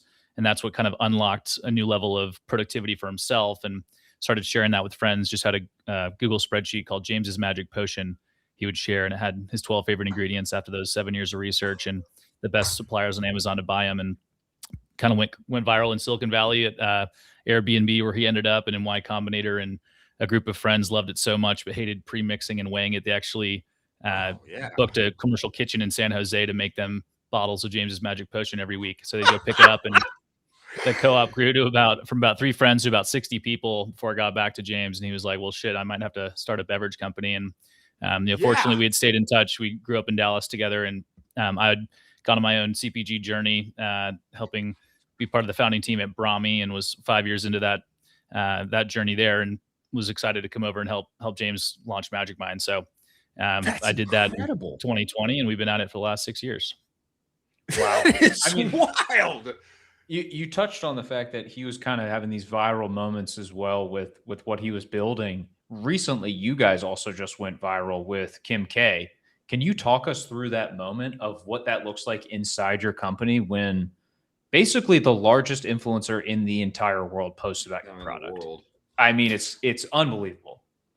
It was a great day. Sometimes the group chat blows up and it's for something not so good. This was a good one. So we saw that she had posted, and we saw an influx of traffic to the site. We saw some revenue coming in kind of ahead of pacing for the day. And turns out, she posted us. We sent her a big VIP package. Shout out to Outer Signal. We found that she was a customer and had been subscribed for over 2 years, and just under a different name. We didn't realize that. So we sent her this really cool Carhartt jacket that's Magic Mind branded. Wish I was wearing that one today. and some other products, and she was kind enough to post it. But it was interesting. It moved the needle for us that day, but it wasn't as big of a moment as you'd maybe expect. I think that story has not been told, but it was impactful. But I was actually surprised that it wasn't more impactful. But it's certainly been helpful to kind of as a talking piece in conversations with new influencers and partners. She's sort of the GOAT, obviously, of the influencer world. And so having her as a fan of the product is awesome. And, she's not an endorser. We haven't done any deal with her. So I'm not here to say that she would support even that language, but just having her as a customer is really an honor. And she's a high performer. So we're glad to be helping her out with her mental performance. That's awesome. What a great discovery to find out that the biggest influencer on the internet has been subscribed to you for multiple years. Yeah. Shout out Outer Signal. Absolutely. Outer Signal. That's incredible. It was great. Now we've had a couple of those moments where it just feels like, the world wants this product to exist. We've obviously worked our tails off. And we think that the effort we put into the product, into the branding, everything we do to get this out into the world has really helped. But, there's been a couple of moments we're very fortunate. Joe Rogan mentioned us organically about 3 hours into a long podcast episode that ended up helping us kind of reach a new level of momentum as we were just getting that momentum going in 2023. So we were kind of 3 years into the business, had achieved a modest level of scale, and that mention really helped propel us forward. So there's just been a couple of those moments where it feels like gifts and something that the universe really wants to exist, which is always helpful. And there's always ups and downs, but when those ups happen, you got to really celebrate them. I love that. This William, this seems to me like a story of genuinely building a better mousetrap or making a better cup of coffee, literally. When I think of you guys, it seems to be timing wise, product wise, there is a kind of an outcry, I would say, in the zeitgeist, or a kind of a longing for wanting caring about what goes into your body, wanting genuinely healthy things that are going to make me perform at a higher level. It's not the 80s anymore. So it's not just nicotine and caffeine. What else is out there that can genuinely, bring my mental game up and to the right. It seems like you guys are at the crest of a number of things happening in the cultural zeitgeist, and you brought a great product to market right as all of that interest was happening. I mean, would you agree? Definitely. Yeah. There's always a bit of luck in timing with these things. I like to think we helped create some of the waves that we're now surfing, but we're certainly surfing a wave, and we kind of take that humility in every day and understand that this is just the right time for a product like Magic Mind. And you kind of alluded to it, but we really consider ourselves a mental performance company. And so we want to create the Nike of mental performance, the brand that people really think about when they think about how do I enhance the way I feel and perform on a daily basis. Because I think, most people can kind of put on their Nike shoes and pretend to be an athlete, but all of us wake up every day and know that there's a different gear that we can get out of ourselves. We all have those days where we're just kind of flying through the day. And I think, Magic Mind isn't here to tell you we're going to change your life, but, actually we can help you reach that highest potentiality that you have inherent within you more consistently, just by removing barriers like stress and anxiety, by adding to your cognitive abilities with nootropics and other clinically backed ingredients that support your memory and focus, and with a steady energy that's not going to crash you out, so you can actually sustain throughout the day all the tasks that you need to do to get your job done. Because we're really positioned not as we kind of launched as a productivity shot. That was our tagline. Sure. We now talk about this concept of mental performance because we really think Magic Mind is about the present energy that not only gets you through your day performing your best, but allow you to get stuff done so you can spend time doing what you love. And productivity isn't necessarily about answering every single email. It can be, but at the end of the day, we all want to be happy, complete people, spending time doing things we love with people we love, and that kind of presence, that true inner energy that you can feel when you're on your right path. That's the type of fuel we want to give people every day. Wow. Boy. I mean, I like that. I think one of the things to underline too is you guys did get some venture backing. So VC and traditional capital is seeing how valuable you guys are as a brand. What advice would you have to the brand in 2026 if I'm trying to raise VC capital and I want to be exactly like Magic Mind? Yeah, I've been through the ringer on the fundraising circuits. I think there was something that got posted that I reshared on LinkedIn, but was public, that we had 67 no's before getting our first term sheet for our seed round. Really? And I think you just have to be prepared for that grind is the first thing. And you got to have a graph that goes up and to the right, and you got to do everything in your power to make that happen.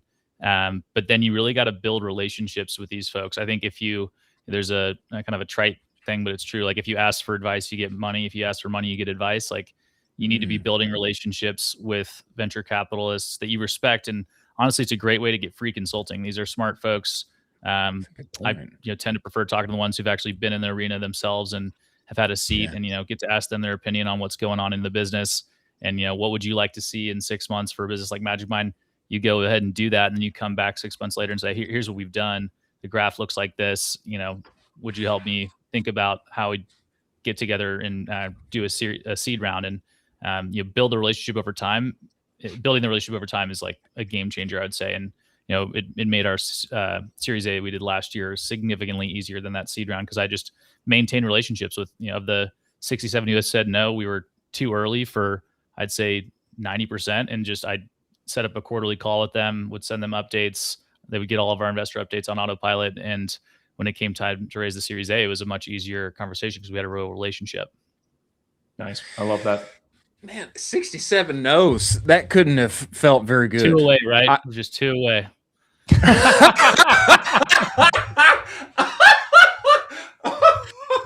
You're close. You're close. Hey, William, I did not know that you're from Dallas. I'm from Dallas. I grew up in Irving, but I think there's another famous Dallasite, a Highland Park Scotsman, the one and only Matthew Stafford, that is associated with you guys now. Is that correct? Yeah, he's been a friend to James. They're about the same age. Went to Highland Park, and Matthew invested in Tilt with James, and James is public about this, that Matthew did not have a good outcome there with Tilt. It kind of ended in a bit of a sideways deal, but Matthew was just a great guy and supporter. When Magic Mind came out, he said, how can I support? And he became a customer first and really fell in love with the product. And so when he asked about ways to partner in fundraising, we had our Series A going, and so he actually came in and invested last year. And we we're able to get him to agree to do some content with us, a podcast, and we gave him some extra advisory shares. And he's been just a very supportive and down to earth human. He's just a great person, and just a really elite high performer. The reigning MVP right now. Talking about freaking MVP the last 2 years. Like, it's just another kind of pinch me moment, but customer that we're very proud to have supporting Magic Mind. Yeah, that one doesn't hurt. That doesn't hurt to have his mental performance obviously needs to be through the roof. Freaking MVP going out and ripping it. I think they could get a Super Bowl this year too. And they've moved some pieces around. They're looking pretty good. They got Myles Garrett now, and I think if Matty gets him another chip, he needs to down some Magic Mind there in the magic moment, don't you think? I mean, that just seems pretty good. I think we need to have it right there in his waistband somehow. And we'll try to arrange that. We'll see if that could happen. But he went through kind of the decision-making process that happens from breaking the huddle to throwing a ball in the NFL. And it is just insane. I mean, it's always been kind of crazy to me that I think every boy in America who grows up wants to be a quarterback, and there's only like 15 good ones. There's not even 32 good starters in the league right now. It's just such a hard thing to do, and a lot of it comes down to having to make insanely quick decisions based off instinct and thousands of reps. And so it is like mental performance crucible. And so it's really awesome that it's helped him. It seems to help him and do what he does. And just proud to have him as a customer. I saw him. My friend is a he's a Rams fan, and he sent me a video of Stafford doing the no look pass. You know, like we need some ad content of Magic Mind with him doing that no look. You know, with the like bottle, winning with the Exactly. bottle. That's right, Exactly. with There the you go. bottle. I think that would be gold. That would be gold. I think you should join the creative strategy team here at Magic Mind, Chris. That's not a bad idea. William, I'll take that. I mean, you guys have been in the game for a while now. You've seen all the iterations of all of the ad channels. What channels are you excited about as we kind of approach the rest of this year, and why are you excited about them? Meta is still the main channel for us, so excited to keep sharpening the sword there. But it's gotten tough. Our CAC has gone up, pretty significantly year over year, and we've got to find ways to make that work. And so, we are constantly testing new and different channels. I think the one that we're excited about right now is TV, and so we're investing in high production video assets that we can start to run on linear and connected TV. Done some early testing on connected TV, so that's one that I'm really excited about, and really just like less of a channel, but kind of leaning into creator communities. We've done various iterations of influencer efforts in the past. We pretty uniquely stood up an entire team in Eastern Europe to do direct deals with influencers, mostly on YouTube and podcasts. We had we had 30 employees in Romania actually this time last year. So we've done a lot of interesting stuff, and had some success with that. We've also had a hard time kind of tracking the attribution, and I think with creator stuff and creator communities, you kind of have to just underwrite to the broader business level efficiencies. So I think most of the benefit comes in spillover benefits to Amazon, spillover benefits to your Meta account. And so you got to be kind of careful not to get too into the weeds on numbers with it, which is scary because they can be pretty big numbers that you're investing. But we've tried a whole bunch of stuff, and we're constantly staying humble about the fact that we don't fully know what the next 6 months will look like. It's always changing so much, but we're going to focus on Meta. We're going to focus on our creator efforts. We're going to focus on linear TV and try to create some scale throughout the rest of this year. And you can correct me if I'm wrong, but that overseas team, they were closing 100+ micro influencers per month for you, brand new, net new. Yeah, we're doing 500 deals a month, but the average deal size was $300. So it was like very kind of micro, medium-sized influencer. It was often right before they got an agent, or if they had a manager or an agent, it was kind of early on in that relationship. And you never could tell what would work. It was crazy. Like it wasn't one demographic, one type of channel. It was really the most correlative factor in success was whether they truly loved the product. And I think that's just advice that I would give to anyone working with creators or influencers. It's like, you don't have to, like our top selling creator 1 month was this kind of older woman doing cottage core gardening stuff in the UK. And she just loved Magic Mind. And the way she talked about it was like truly authentic, and her audience who, is following her at 10,000 subscribers, 20,000 subscribers, clearly believed in her and had like a great community. And when they could tell, they can suss out the bullshit. Like she actually loved the product, and it ripped. Like it was a great, it was a great integration. So you never know. But kind of keying in on the authentic people who really love your product is really the only surefire way to find the right deals. That we found. I love that. I absolutely Authenticity rips, baby. Rips. That is gold. That's gold that you just mined out there, William. Wow. You guys you're not still in Dallas, are you, William? I wish you were if you're not. I am, man. I got this whole beautiful flat land behind me here. No, you're in Dallas? Wow. Yeah, I got to have a surfboard here to make people think I'm in LA, but I'm here in Dallas. That's what we thought from the vibes. That, I think we need to. There was an interesting thing where we were going to be in Dallas and we were going to be streaming from Dallas, but it didn't end up working out. I think we need to find our way back home, back to the DF dub. And we need to do something there, IRL. It's in live Austin gets all the love for the D2C stuff, but we got the big boy consumer folks up here. That's right. That's the case. The Fortune 500 ones. So there's some consumer stuff happening in Dallas for sure. Yeah, that's where the when you move to Dallas, when you go to Dallas, that's where the big boy consumer stuff. You put on your big boy pants, and you got SMU just down the road, and a little more Fortune 500 ish there in Big D. Man, incredible stuff. And what I will say is, man, this thing is like got to go to Mars. Don't you think this thing is just like going to keep going up and to the right like forever? I feel like this is this like mental performance. I'll say, like, I experienced this. Like, I don't just like want to hype myself out with caffeine continually, but that's kind of like what I end up doing. I feel like this need. I feel like in 2026 working environment and beyond, like, upping the mental performance, I feel like this is only going to continue to be up and to the right forever.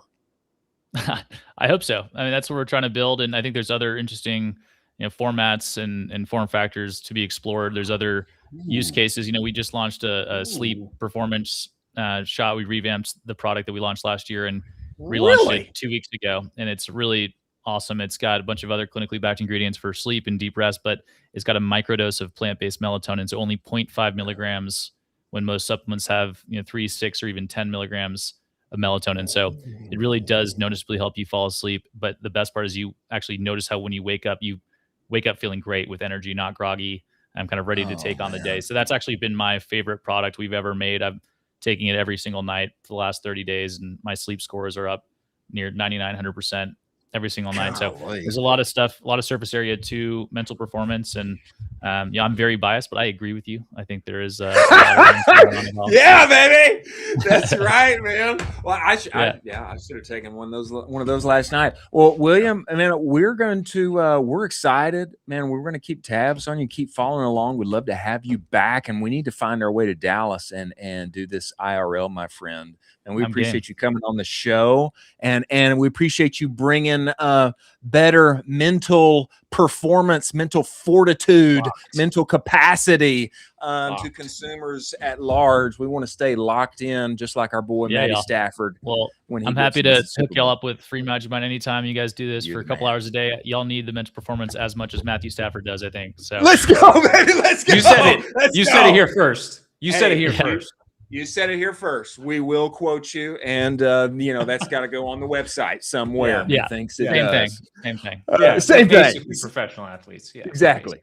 Same thing. Well, man, we appreciate you making the time to join us. Look forward to having you back, brother. Thank you, man. Yeah, thanks, y'all. Wow. Dialed in. Freaking dialed in. Dialed in. And I will. Oh, go ahead. How cool is that surfboard? It's so cool. It's so like, cool. It goes back to the Orange John do interesting things. Yeah. It's just like once you reach a certain scale, just start doing interesting things. Throw all your stuff together and put together a cool surfboard. You know what I mean?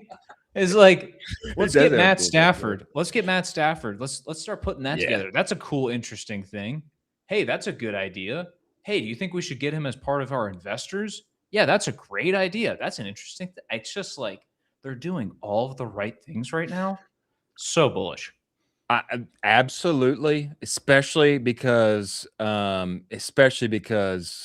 Stafford is like, part of the company now. He's got shares. So smart. He needs to be shooting a Magic Mind at the end of this coming season's Super Bowl. Of course, before every game, but at the end, after they win the Super Bowl, he needs to take a shooter of that thing. It's iconic. Okay, Peyton Manning, after he won the Super Bowl, not even sponsored, doesn't have any shares. What are you going to do now? It's like, I'm going to go home. I'm going to have a cold Bud Light, and he kept saying it. I'm going to go home. I'm going to have a cold Bud Light. And blah blah. I kept on saying it. It's an incredible moment. It's that's the moment for Magic Mind. Work it in right there. You want Matt Stafford to basically have his "I'm going to Disney World" moment with Magic Mind. Yeah, and I totally agree. I totally agree. That is the path forward. I also love. I think we barely got into it, but it's so smart that they are getting into sleep and recovery as well with this new drink. It's so smart because then you're hitting your consumer in the morning and at night, and then you're increasing your LTV You're going to a new audience. This idea that he was talking about with new form factors, new formulas, they're constantly expanding out of just the initial product. I think this is very smart. We need to go to Dallas. We need to go to Dallas. You'd love Dallas. That's where I'm from, man. Yes, of course I do. How much is SMU a year? Oh gosh, you're definitely going to be spending what? Like, isn't it $250,000? I think you're going to be spending over $100K per year, I believe. Have you seen the interviews of the man on the street interviews of people going up to parents at SMU games and being like, "What do you do?" they're like, "Yeah, I flew a jet here," and you're like, "Yeah, are you even real people? Like, what is going on here?" They do exist. They do exist. Someone can correct me. I literally think SMU is the richest campus like on earth. I'm like so sure about that. Yeah, it's up there. Big. It's big boy money. Yeah, it's big boy money. I mean, there's a reason it's in Highland Park. You know, Highland Park is that so nice 2 square miles or whatever it is. That's like the most desirable place in the entire great state of Texas. Yeah, that's where the big boys go to school. It is a expensive place and lots of money and big consumer. Big Fortune 500 is in Dallas. We've got the nitty gritty, cool, inventive vibe here in Austin. Tech adjacent, all of that here in Austin. But that's where you put on your big boy pants and you go up to Dallas. That's where big business takes place here in the great state. Yeah, interesting. We need to go to Dallas and we need to connect with our boy there. Also, Cameron Gawley is up there. He wants to come on the show. We need to go to Dallas, make that happen IRL. I think this makes all the sense in the world, Colin Doherty. We just need to we need to book you to get on a plane and come here. That's I think that's what can we agree to that live on the show? I can wear my cowboy boots. Yeah, totally fitting. Totally fitting. My cowboy boots. Okay, so producer Jack, did you hear that? I think that was an agreement by Colin. I think it was recorded. Jack, did you hear that? I'm just looking for some confirmation in the chat right now. There's another party that is confirmed. Got him. Okay. Got him. So you are witness, producer Jack. We are going to Dallas. It is just a matter of time. Before we move forward here to hit a lightning round and best of the rest, ladies and gentlemen, let us talk about Northbeam. If you are in your ads manager all day long, you know the problem. Every platform takes credit. Every dashboard tells a different story. Meta says 4 ROAS. TikTok says that conversion's mine. Shopify says this much in revenue, this much in ad spend. Who's telling the truth? Sometimes it's hard to know. Northbeam fixes this with their own proprietary data, starting from the actual purchase, then rebuilding the customer journey from real orders, real clicks, real ad views. Then they push that measurement back into the ad platform. So optimization runs on what's actually driving your revenue, not what the platforms think is driving your revenue. Start measuring what was previously unmeasurable. Go to northbeam.io. Book your demo today. Many thanks for Northbeam being part of this show. Now, as we move forward here, I believe it's time for the lightning round. I believe it is time for the lightning round. Is that correct? Correct. Producer Jack? I believe so. It is time for the lightning round. Lightning round of stories today. Longest line ever witnessed in New York City. This tweet comes to us by way of Yasmin Rumi. And this line here that you're seeing on the screen right now is a time lapse of the Hey Tea Bar around 12:45 p.m. This was on when was this? June 5th. So this was Friday. Everybody's waiting in line for popular Chinese drink chain Hey Tea on the Upper East Side. This is Hey Tea's debut on the Upper East Side. Hours long line stretching around not just the block but the whole city. It seems like, anyway. This is like boba-ish. It's like matcha-ish. I really don't know what the great appeal is about Hey Tea. I've never heard of it before this time. Never had it particularly. I did go and check out the website. But what tells the whole story is everybody and their mom lining up outside for hours and hours. I don't know why everybody likes to wait in long lines, but it is interesting. You ever heard of Haiti before? No, and I also think this is kind of absurd. You couldn't catch me in a line waiting longer than 30 minutes for anything. I mean, legitimately anything. Nicole has there's this really great gluten-free spot here, this baker he sells out in like 15 minutes. So you have to wait in line. And it's like this whole thing. She'll wait in line for 45 minutes for an hour and come back with all of her gluten-free baked goods as she finds her treasures. Yeah. Dude, you could not pay me to actually stand in this line physically. I don't get it. I feel like there's better things to do, especially in New York City. Come on. Oh man, I hear you on that. I hear you. I don't think that I would wait in line either, but I do want the drink. I mean, the line to me says I want the drink, and but I want to get it at another time and not wait in line for it. You know, you can pay people to wait in your line. Good business. There's a kid that started a business like that at Franklin's Barbecue here. Yeah, exactly. So you can legitimately pay people to wait in the line, and then right when you're done, we'll switcheroo, or they'll order for you and do all this stuff. Yeah, Franklin's Barbecue, shout out. We'll switcheroo there. Next story: the Meta stock, not so positive. Breaking, this comes to us by way of the CoBSE letter. Breaking, Meta stock, hashtag Meta, extends losses to minus 7% on the day after the Financial Times reports that the company is considering a stock offering to raise capital. The stock has now erased $115 billion of market cap today. They're quote tweeting here. This got 634,000 views. They were quote tweeting some other news that they shared that Meta was considering tens of billions of dollars in a stock offering as it seeks new sources of capital following the launch of Google's record $85 billion equity raise this week. My question is like, why do they need this? They make hundreds of billions of dollars in advertising every single year. Like, why do they need this? Like, why not just use the cash that you have to, I don't know, invest in AI or whatever you need to do here? I don't get it. They got bigger dreams, apparently. That's not enough for them. They want even more. And so now they're potentially doing this, which the market hates. And I wish they would just focus on the main core business. I feel like we've said this on the show so many times. Meta, just make the ads cheaper. Make the ads, make the CPMs cheaper. That's not going to happen. Make my CPCs cheaper. That's all you got to do. Give me some more inventory instead of this craziness. And I don't know. I mean, it just is not a good sign for them where they are potentially going to be focusing on new things because they're trying to raise this much capital. So they're not trying to double down on what's working. There's a little glimmer shiny object that I think they're getting distracted with in the form of some type of AI innovation they're trying to do. And it's not paying off for them. I mean, their stock is just absolutely hammered. I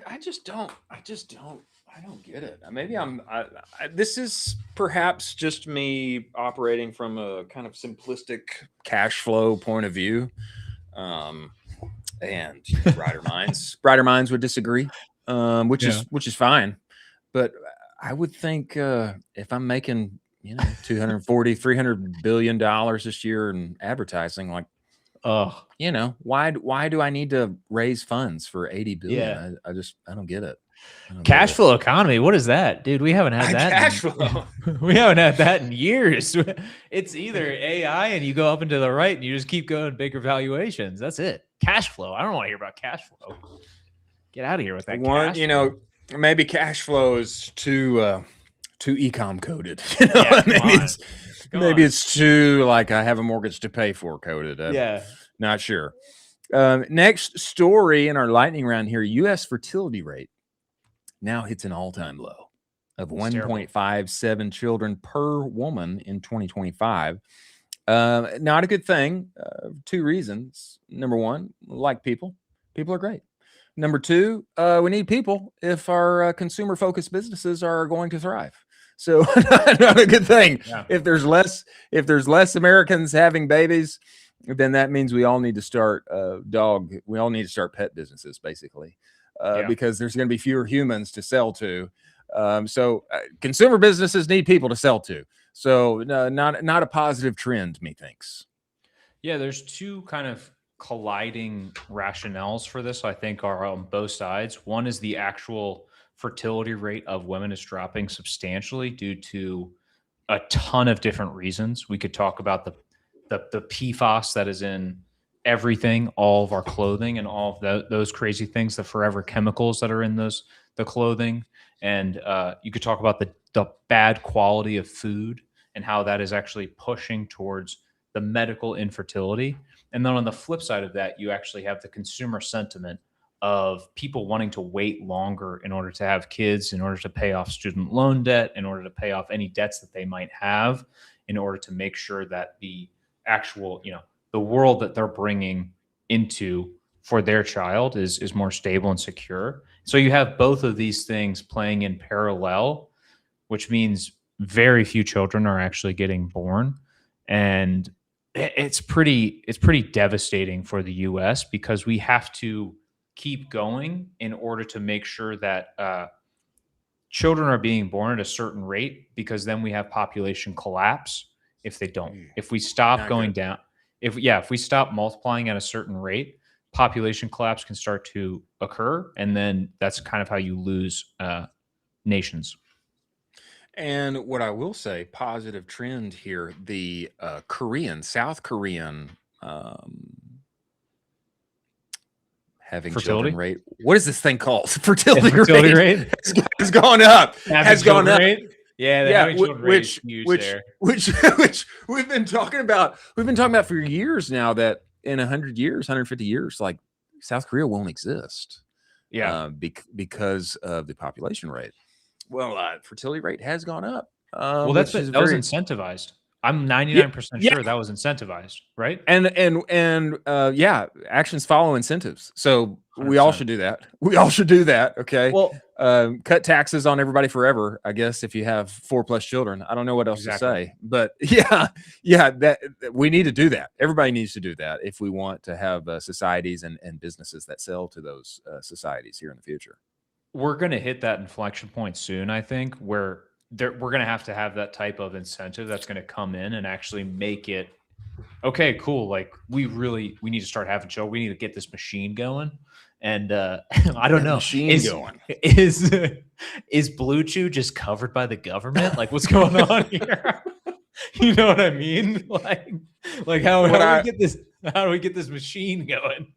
I did learn, and our elder boomer brethren can teach us this. A few ways to make this possible. Okay, number one, no more $28 lunches. Okay, we learned that from Mr. Wonderful. He told us no more $28 lunches. It's taking a lot of backlash for that, by the way.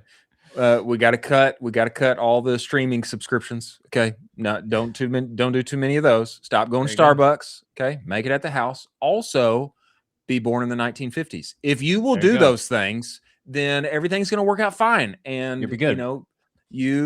If you weren't born in the 50s, like you should have taken care of that. Really, I think that's the big message at the end of the day for all of us. Moving forward here, last story in our lightning round. I'm pumped about this tool, kind of block-ish, if you know what I'm talking about with block. Bring this up. This is locking. This is a tool called Key that locks all your fun apps until a certain time of the day or until you get home, until you unlock it. This comes to us via Autonomous, who I recently became aware of. We were in a kind of a tweeting back and forth with them. In last month's report, our team spent 2 hours a day on TikTok at work. That means 10+ hours of overtime weekly to make up. So we built Key, a little blocker. Schedule locks fun apps at 8 a.m. No unlock till we get home and scan Key. Here are some unlocks after dinner lately. And can you play this for us, Jack? I want people to see this action. I love the way this works. Go ahead and play this. Give us a little volume too.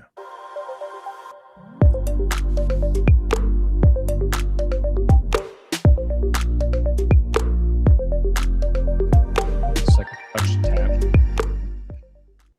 That's it. That's it. I love but that little thing is going to allow me to put my phone down. I saw this and then looked at one of the fun apps, and Alex Hormozy was saying, if you want to get rich, put your phone down, put your phone away. So I was like, oh yeah, I better put my phone down, put it away, lock away the fun apps. I think this is a great idea.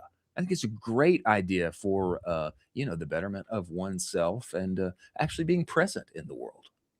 100%. We might have to think about potentially restrictions on apps. I mean, it's crazy that like TikTok has a notification that lets you know you've been scrolling for too long. And it's like, hey, by the way, you've been scrolling for too long. I really do think you hit the nail on the head where we need to have intentional time, and it's not inside of your phone. It's with the people around you.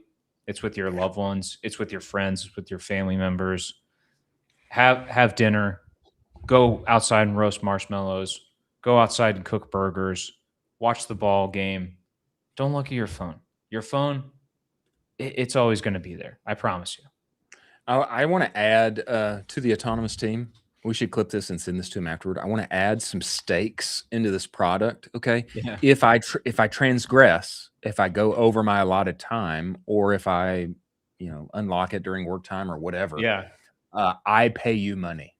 Ooh. So there's stakes to this. Okay. Oh my gosh. Subscription's free, use is free, whatever. But if I transgress, you probably add, obviously somebody's got to pay for it. So I buy the thing, whatever. But the subscription is if I transgress, I give you money, and I pay you more money every month based on my transgression there. That adds stakes to this, and it strengthens my, no, I'm not going to break this habit. I'm not going to look at it during working hours. I'm going to focus. I'm going to take my magic mind. I'm going to make this thing happen. Yeah. Or there's some like penalty where if you break it, every time you break it, we send a super cringy DM to one of your friends on Facebook where it's like, I didn't want you to send that, please. It's like too late. We locked into this contract together. Yeah. No, I got to explain it to him. It's got to be this thing. I haven't talked to this guy in 5 years. Come on, man. Yeah, that would definitely work. That would definitely work. Yeah. Moving forward to best of the rest and our moment of Zen, ladies and gentlemen, let us talk about Axon by AppLovin. If you are running a D2C brand today and you're not on Axon yet, you're leaving money on the table. Don't do that. Nobody likes to leave money on the table. Axon gets you in front of more than 1 billion new customers inside the games that everyone loves to play, like Solitaire, Mahjong, Candy Crush, etc. And the unlock is a format, okay? Average ad watch time, 35 seconds. Okay. Much more than the 3 seconds or 0.3 seconds that you are competing for inside of the social feeds where everybody's already spending their ad dollars. And it converts. Okay. One of the recent brands we had on here, Miranda Pettinger, saved her Q4 for the brands that she was media buying for by moving spend over from Meta when Meta was tripping over to Axon, scaled up to 80K per day in spend inside of a week, resurrected Black Friday up and to the right to the moon, and she was basically crowned Hall of Fame genius marketer thereafter. It works. It works. Okay, you can get going in less than an hour. Wayfair, Dr. Squatch, your favorite brands are already there. Get in now before your competitors do. Go to axon.ai/en/ecom Cowboy. Tell them that Colin and I sent you many thanks for Axon by AppLovin being part of the show. Now, best of the rest. Little X update. I'm not sure I was aware of this. I kind of was aware of it, but I had lost it. You can now filter on people's profiles. You can filter, hey, what got the most views, the most likes? Give me the best of the rest here. Give me the best of the best so that I can see what is going on and I can get to know this person. Great update, especially for people like you and me. When we have guests coming on, we want to get to know them by getting into the feed. You like this? I hate this. My entire feed is just vibes, dude. I just want the algo to feed me cool vibes all day. I'm not gonna dive into somebody's profile and look up their top posts. I want just vibes coming in from my feed. I want Nikita to just crank those up. You like it. You like it. I believe it's cool. that you like it. Nah, it's a cool idea. Buying Costco food pallets to live Yes. sell on Whatnot and TikTok. I love this. No, not Zane. Not Zane. We're not looking at Zane. We're looking at Shams Muhammad here, Jack. Link from Shams Muhammad. Here we go. POV, you bought Costco food pallets to live sell on Whatnot and TikTok. Scroll down here, Jack. I will read. Show us the goods of his video here. Went through the hall with all 3 of my daughters, and they are absolutely going bananas. There's a tiny thief living in my house. Okay, turn off the volume so I can read. We try to keep processed food pretty limited in our house, but my 2-year-old has zero respect for the rules. Every now and then she sneaks her little hand into one of those snack boxes, locks eyes with me, and just bolts full sprint like a little monkey who just robbed a tourist in Thailand. No remorse, zero. She ate the profit margin and ran. I think number one, this is a great idea. Go and show us the still, Jack. Show us the still previously there. This is all his kids getting into all the pallets that they bought to live sell. A lot of people are really making money with this. If you think it's serious. If you think there's no profit to be had here, you are wrong, and you have not spent time on Whatnot and on TikTok live selling, which you should. And I also think this is kind of hilarious that his kids love digging in it and eating it. Yeah, I think they're going to be eating all of his profits pretty quickly if he doesn't figure out a new solution to that. But this is amazing. I love the fact that we had Shannon on the show, and he dove into some really incredible stuff with Costco liquidation. I would definitely check that out if you want an intro into e-commerce, an intro into what this world is like, and you don't necessarily want to stand up a store, make a brand. Just try this out. See if you like it. Dip your toes in a little bit. And Costco liquidation is probably one of the easiest ways to do it. Reselling, great way to begin in e-commerce, making magic internet money that is actual dollars and cents. And what I will say is you can make a really nice business for yourself reselling. And what I'll say on top of that, Whatnot is for brands also. Big Whatnot is for brands. I'm big on this. Last best of the rest here, our friend Zane of Zenith Agency has gone viral again. He is a dominator of feeds. The algo loves him. He put this out and it got over 1 million views over the weekend. A friend of mine has 2 tickets for Game 4 of the NBA Finals. They are courtside seats, plus airfare and hotel accommodations. He didn't realize when he bought them that this is the same day as his wedding, so he can't go. If you're interested and want to go instead of him, it's at St. Peter's Church in New York City at 5 p.m. Her name is Donna. She will be the one in the white dress. Incredibly well done. Incredibly well done, Zane. I love it. Bars. Yeah. I mean, it's the Knicks. And you got to see it. You got to see it in New York City. I mean, I'm sorry. You know what I mean? Like somebody else, I'll do a stand-in for my wedding. Come on. Shireen Obear said, "Hey, I just reviewed this tweet. It appears that it is a recycled joke. Upon further investigation, it appears that his wedding is located in the same city as the game, which would not necessitate a plane ticket and hotel accommodation. I'm going to give you 15 minutes to delete this." Wow. A lot of comments, a lot of people loving this and needing it up, and well-timed with the Knicks being in the chip and going for it. Before we get to our moment of Zen, ladies and gentlemen, let us talk about the one and only Postscript. Focus is an amazing thing, is it not? Yes, it is. When one focuses, you get outsized results. And I know that whatever SMS partner you have right now, they do about 6 or 7 things altogether. And it's a kind of a convenient deal. Postscript focuses only on SMS, my friends, and their goal is to make SMS your #1 revenue generator. And there's a reason why when people make the switch, they see plus 22% increase in SMS revenue. There is a reason. And I'll say, I did not see that. I saw a whole lot more. We went from making very little money on SMS to being a top 1% account on their entire platform inside of a year. And I did that just by listening to them and doing what they said. What they are saying right now is that you are leaving money on the table when your customers text you back. Go get the conversational report, direct-to-consumer.co/the conversational report. Postscript's AI shopper can have one-to-one conversations with all of your customers at scale while you take a midday siesta. Nate Lagos turned their shopper on, made $17K in one day while he was at the Jack Daniel's distillery. And also, their Ask Shopper component, where you can query all your conversational data. That is the gold, the oil of 2026 has just debuted. Go talk with Postscript. Tell them Colin I sent you. Many thanks for Postscript being part of the show. Moment of Zen. Here, Colin Doherty, as we close out this day of days. SpaceX welder to become a millionaire thanks to company stock. Comes to us by way of the Wall Street Journal. Juan Hernandez joined SpaceX as a welder, earning $28 an hour, received $10,000 worth of company stock. As SpaceX heads towards its IPO, the shares he held onto are now worth nearly $1 million. Words from you, final words as we close out this show. American dream is still alive and well, and there's your proof. American dream is alive and well, ladies and gentlemen.